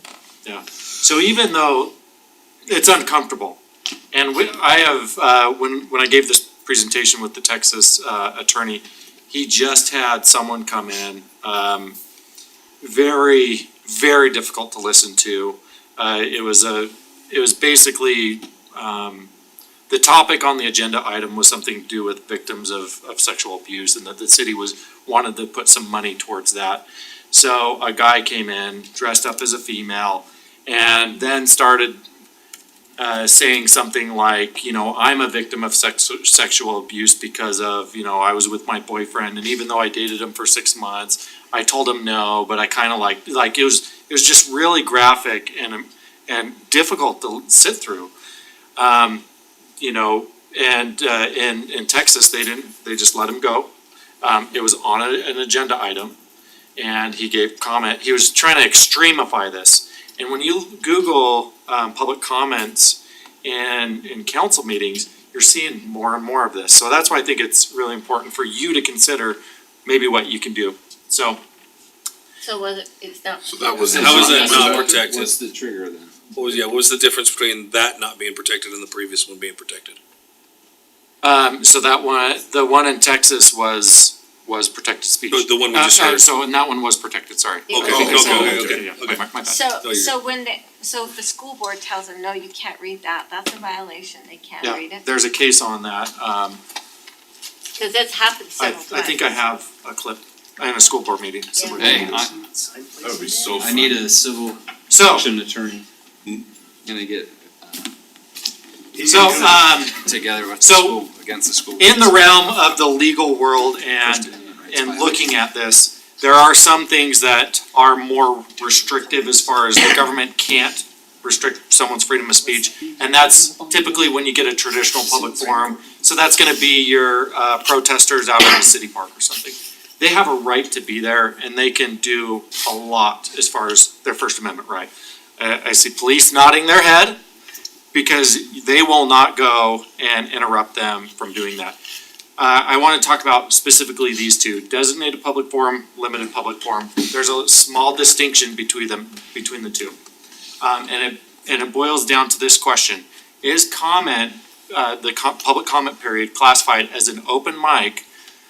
Or does the chair say something like, if anyone wants to speak about anything, please come up? As opposed to, if you have something on the agenda that you want to talk about, then you can do that, but it has to relate to municipal business. That's the distinction between the two. I don't know if you're aware, here's an example, public comment on dismiss may bring any item to the city council's attention, Yeah, we read which that. opens it up for a First Amendment claim to go through, as opposed to limiting it to, has to be specific to municipal business or something on the I'd agenda. rather err on the side of people going off the rails than trying to say, just because it's not on our agenda, you can't bring it up. I have seen it where it says, related to, within our purview, right? You're trying to say it has to be within Okay. something the city can do. I'm not talking about city buying a yacht. Right, So you're saying add language in there that says within our Yeah. purview? this is from our agenda. Right, that's what I'm saying. That's So what I'm that's saying, like- yeah. It says within our purview. Right, so that's something for you to consider, because when we have this open mic, you're really opening it up to some First Amendment claims. If they start going off the rails, it's not related to municipal business at all. But At least it's based on limited the, to 2 minutes. Yeah, that's We only true. have to endure it for 2 minutes. yeah, But they could still say. But what about "Here, it- this but they could effing bring attorney, 20 of their this friends." effing- Yeah. Yeah. This effing ordinance, they can do any of that because it's related to what we're doing, right? potentially, yeah, potentially. So, and it gets more uncomfortable, let's say we do a lot of awards, and let's say the kindergartners from the local elementary school is there to get an award, and public comment period happens before that, and you start hearing that foul language, you might be okay, I can bear this, but the audience, I mean, this is, so anyway. Good point. So if you fall within this type of open mic, the designation is narrowly tailored to effectuate a compelling state interest. In other words, that unless there's a really good law supporting your reason for denying them their First Amendment right, then the Constitution, the court's gonna probably find the municipality in violation. So, getting back to, okay, how can we narrow this down? Case law has indicated there's a significant governmental interest in conducting orderly, efficient meetings of public bodies. So, what about requiring someone's name? Next we have, says Big ZD, I assume this is Mr. Zuma Dog. Pretend like you don't know, y'all is Zuma Dog, that's ZUMADOGG, cause I'm twice the G you'll ever be, you feel me? If you can hold this down for 1 second. And Mr. LaBonge? Full name of the individual speaking. Is that your legal name, sir? Yeah, Zuma, yes, yeah. Yeah, I think so. What's your last name? No, my name's Zuma Dog under the Brown Act. So this was in Los Angeles County, California. They have a different law applies. So what about someone's name? Can you force them to give their name? No. Courts have indicated, yes, you can actually. Unless you're in California, which they have a different law. You can call yourself whatever you Zuma want. dog. What about residency? I've had this question come up in more than one municipality. Yeah, Brian Wellington, what's good with you? You doing alright? But yeah, I don't wanna state my address, bro. I got the feds after me and all that kind of stuff. I ain't tripping though. How doing, council? My name's Alex Stein, and I can't really state my address. My wife's boyfriend is he's on her tail. She broke up with him recently, so. So, the courts have upheld the residency requirement. However, if it goes into where they specifically live, then I think that's where it teeters on. You probably don't need to go down. Is that they're a That So Harriman City resident resident, South Jordan resident, okay. or a resident of what city are you from? Alright, some state laws specifically allow public comment only to residents, taxpayers, parents of students. Why? Because I don't need to know what someone from Sandy City thinks about an ordinance that I'm passing in Harriman. Right. So St. George recently revised their public comment. See that, yeah. As you may wonder why, they had a lot of issues the last 2 years related to track, and they wanted to limit the amount of outside influence just to the people, their constituents. So you could do something like that. Great idea. Requiring the location of, it probably violates the First Amendment. You just need to know, are they a resident of Harriman, and and then they can go on. What about time restrictions? I've had this one come up too. Are they constitutional? And I have a question. Let me speak. Where does it say in the Constitution that people can only speak for 5 minutes? That's your, It's not in, lawyer. it's not in the Constitution. I looked in the library. There is no 5-minute rule. You took our rights away with this ridiculous 4 minutes, fighting with people, not giving us answers, and telling people you're out of order. Ridiculous. If you ever want to watch public comment for like an hour and a half, watch this guy, Ray Lyman. He is so funny. He is banned from Scranton, Pennsylvania city council meetings, I'll tell you that though. And if you ever wonder what I do in my personal time, it's watch videos and then shorten them. So, And create his own. yeah.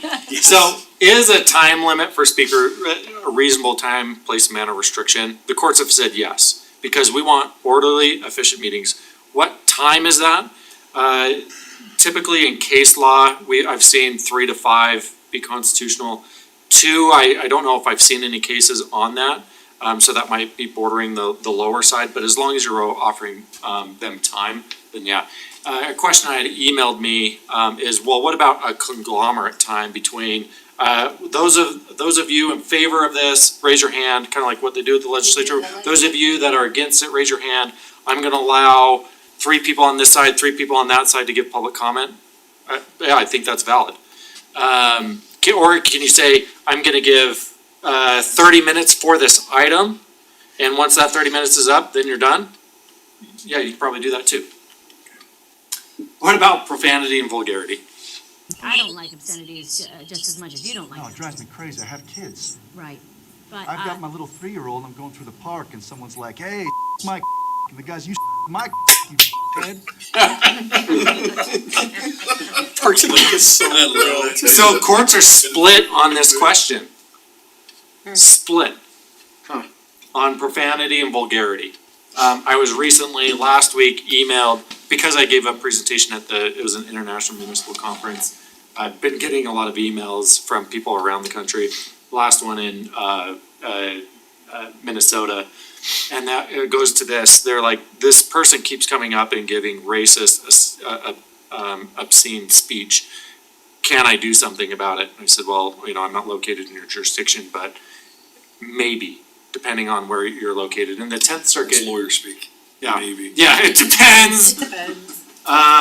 So, one court observed that whether profane speech is constitutionally protected may in fact depend on its context and thus not categorically protected or unprotected, and that's what makes it so hard. Oh my gosh. Are we gonna have obscene speech in a kindergarten, class of kindergartners? According to this court, maybe.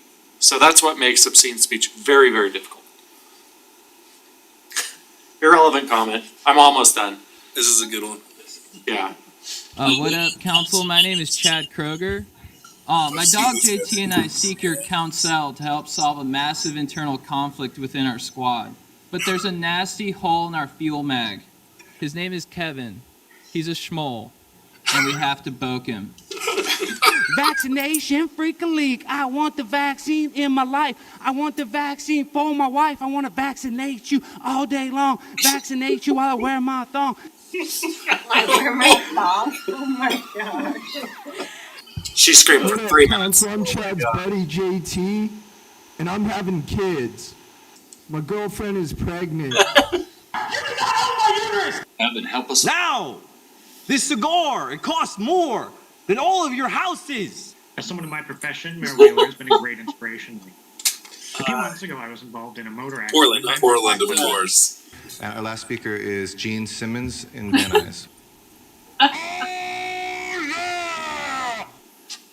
Oh my gosh. Why can't we get more of that? Have you ever seen the McRib comment? I was waiting for the McRib comment to show up. Yes, the I've sent you a couple, like the yachts. So, public comment can either be the greatest time of the council or the worst time. And the worst time is becoming more frequent, as indicated with my cohort that I gave the presentation with. Texas is seeing this happen all the time. And the reason why is because you'll get these people that are pushing the limits and they're trying to get more hits on YouTube. Yeah. So the more extreme they can be is the more hits. Chad and JT, so funny. You know, and I think they get a lot of comment, and there's a group of people that will do that. But you can't allow for one and not allow the other. So if you're gonna allow for the funny ones, then you're probably gonna have to allow the ones that are more extreme and very difficult and uncomfortable to sit through.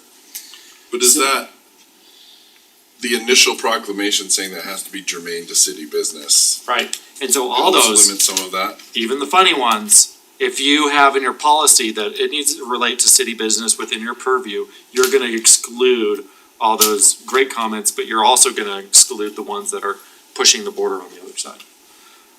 So my opinion is that municipalities may and should limit discussions during public comment periods to topics related to municipal business. Bunch of case law on that too.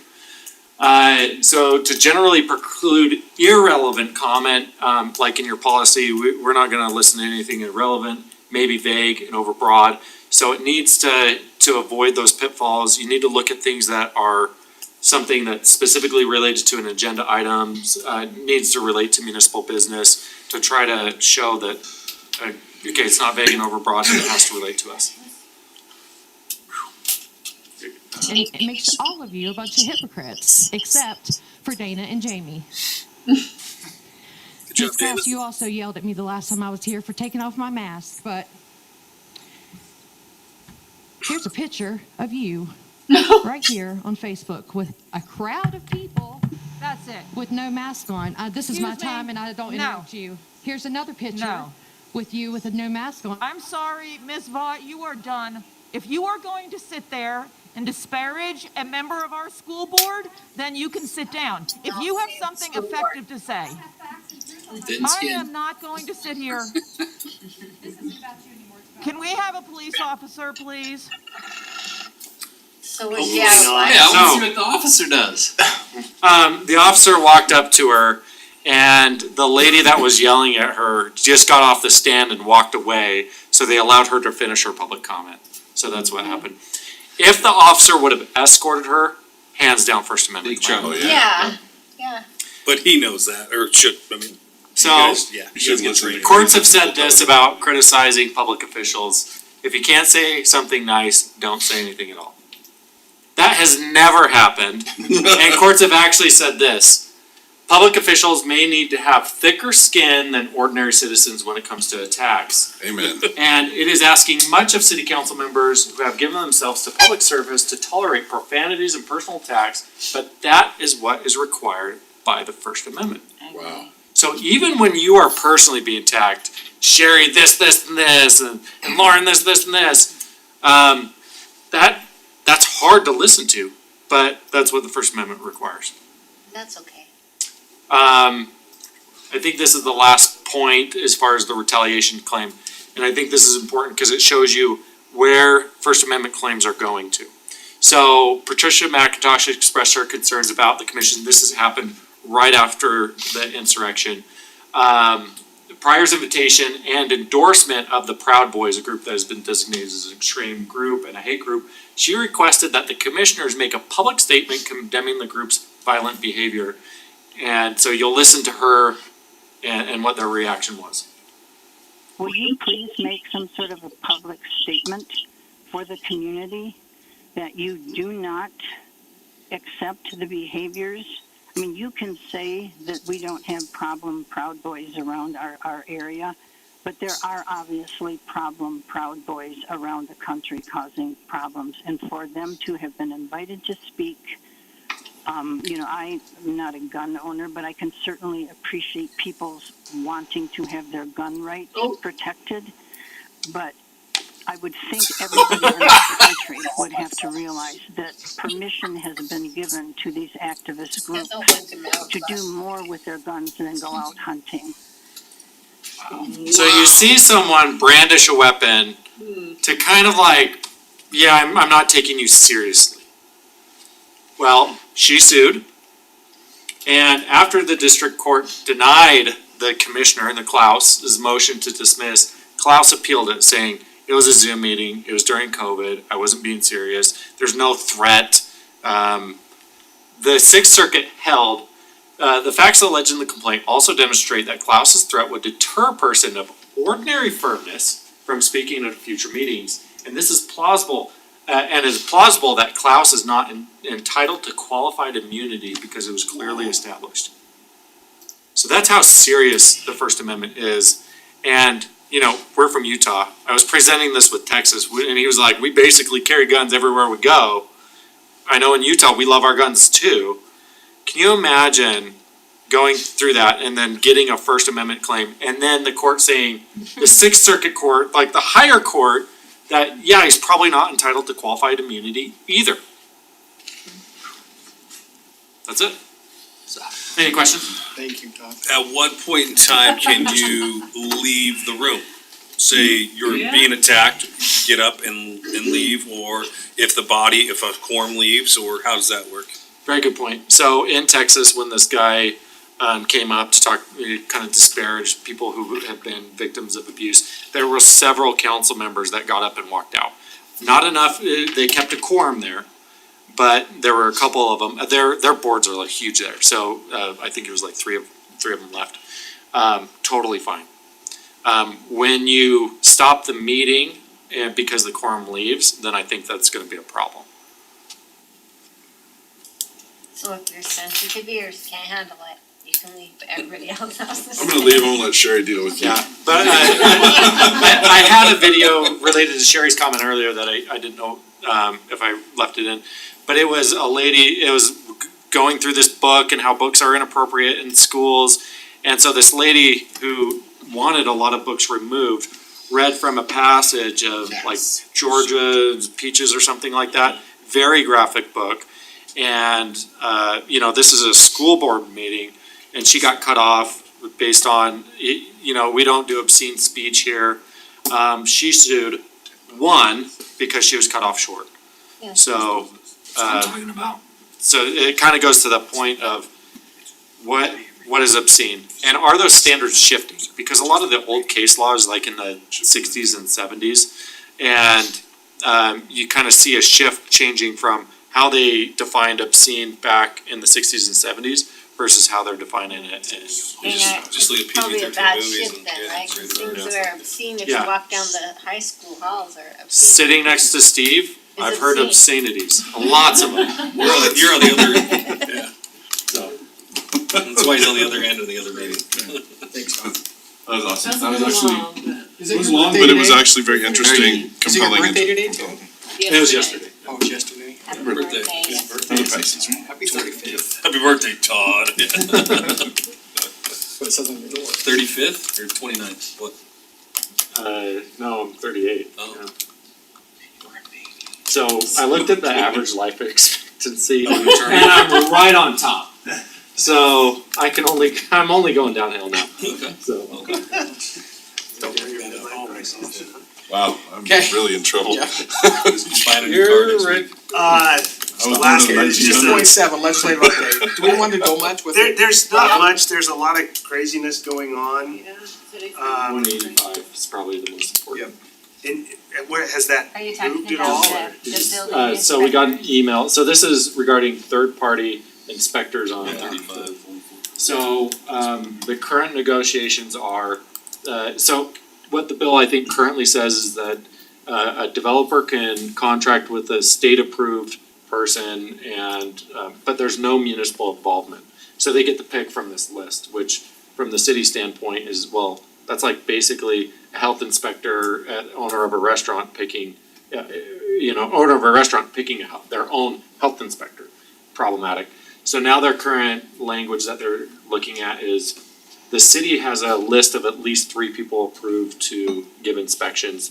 The developer can pick from the city's list, but the city has to pay for that. That's after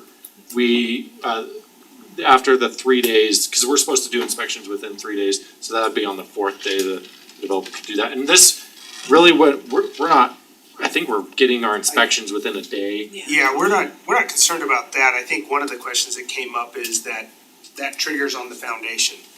Does that mean they get a private inspector for the rest of those? And we're Yeah. trying to, I don't think the league staff even understood, this is not an inspection. It's It's several. multiple Yeah. inspections. They don't schedule it at one time and you know when they call you and you go. This is ready, that's ready. So there's some negotiation this Yeah. morning quite a bit, but it hasn't done anything. I can't believe this isn't dead. I Well, don't know if it will. Like, how I'm not sure, how it's the House of it's still Representatives- circled in the, it's not even circled, it's just sitting in, the House. They're It- still working through those. It didn't get a hearing in committee, so they're not sure how hard they'll push it, because usually they like a hearing on both sides, and they were rushing yesterday to get hearings done, Yeah. and this one didn't get one. I've heard two takes that it could be dead, but it could be going. Yeah. I've heard. I would say it's got a 50-50 chance. We have no I idea. can see him just pushing it through, right? Well, And the the issue is census there's fighting it, one or yes. two bad actors, right? And they're Again, like. It's, Well, I don't Now, think they're bad it's- it's actors. 0.2% of the inspections statewide that we're talking about don't meet the 3-day 3-day threshold. standard. Well, we better Well, test and- it then. I've never And had this one. bill like that. stemmed from, we don't like building inspectors that are treating us harsh. Yeah, true. That's what triggered it. It's morphed into something I was different. gonna say, that's not what it's addressed, because that's what the Board of Realtors sent out an email. It was that, Basically, Well, it is what. Well, they're holding up- that's Inspectors exactly are what it's mean. addressing, because they'll just pick their guy that rubber stamps it. Yep, and they're holding up affordability and housing completions and all other nonsense, right? I will speak to the history of residential appraisals. When you had loan officers ordering their own appraisals on properties, that turned out well. Well, I want the guy Well, they'll making ruin the the sausage entire to global sign off on economic health system, you inspection, know. too. What about banks closing loans? so on that people? one, yeah, SB 185. HB 430, which is the UTA thing, it's now more of a grant, but it did force UTA to the table to Yeah. talk, so we'll see how that one moves forward. They were moving a lot of bills today, and a lot of sauntering. Joking aside, they take a lot of breaks. I don't know if there's any other specific bills. Funding And for they're- 488. In 488, which is appropriation, currently shows, 10.5 million coming to Harriman to build 7,300. Hey, did SB 118 pass?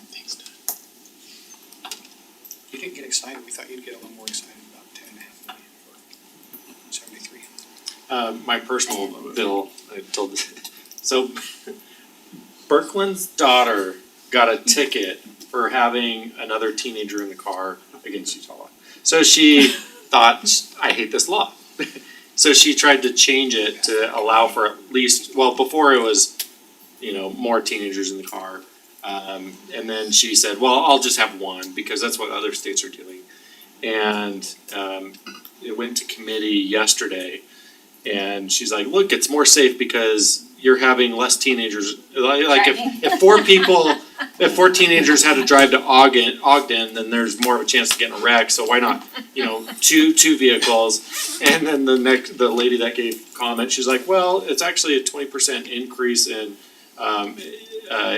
cause of an accident if you have any additional teenager in the car. So it actually was a split vote, 2-2 in committee, so ultimately died, but, That's Oh my god. yeah. Wow. So I don't know that if was you're in favor of that. Okay, anything else? I think that's pretty much it. We did have a closed, though. Yeah. Everyone's trying to get So I'll look for a motion. So excited. Thing. It's just the best. I know what it's about. I'll make a motion to temporarily recess city council meeting to go into closed to go into closed meeting for the following purposes as described, provided, everybody else wanna do this? As provided in Utah State Code annotated section 52-4-205. It's different than the way I have it memorized, that's why it's messed up. Strategy session to discuss the purchase, exchange, or lease of real property, or to discuss a proposed development agreement, project proposal, or financing proposal related to the development of land owned by the city. Okay, motion by Teddy, By Steve. second by oh my gosh. I've been called worse. Motion by Steve, second by Sherry. By my Accept that wife. compliment. All in favor? Steve? Steve? Yes. Yes. Sherry? Yes. Carried. Sure. Today? Okay, so we need council, who else do we need? Michael Blake, Bryce, Justin, Okay. Nick. Thanks, guys. Okay, the motion passes, the council will go to closed meeting and work in the conference room. Discuss the motion. Yes. Hey, John, there's a closed file in that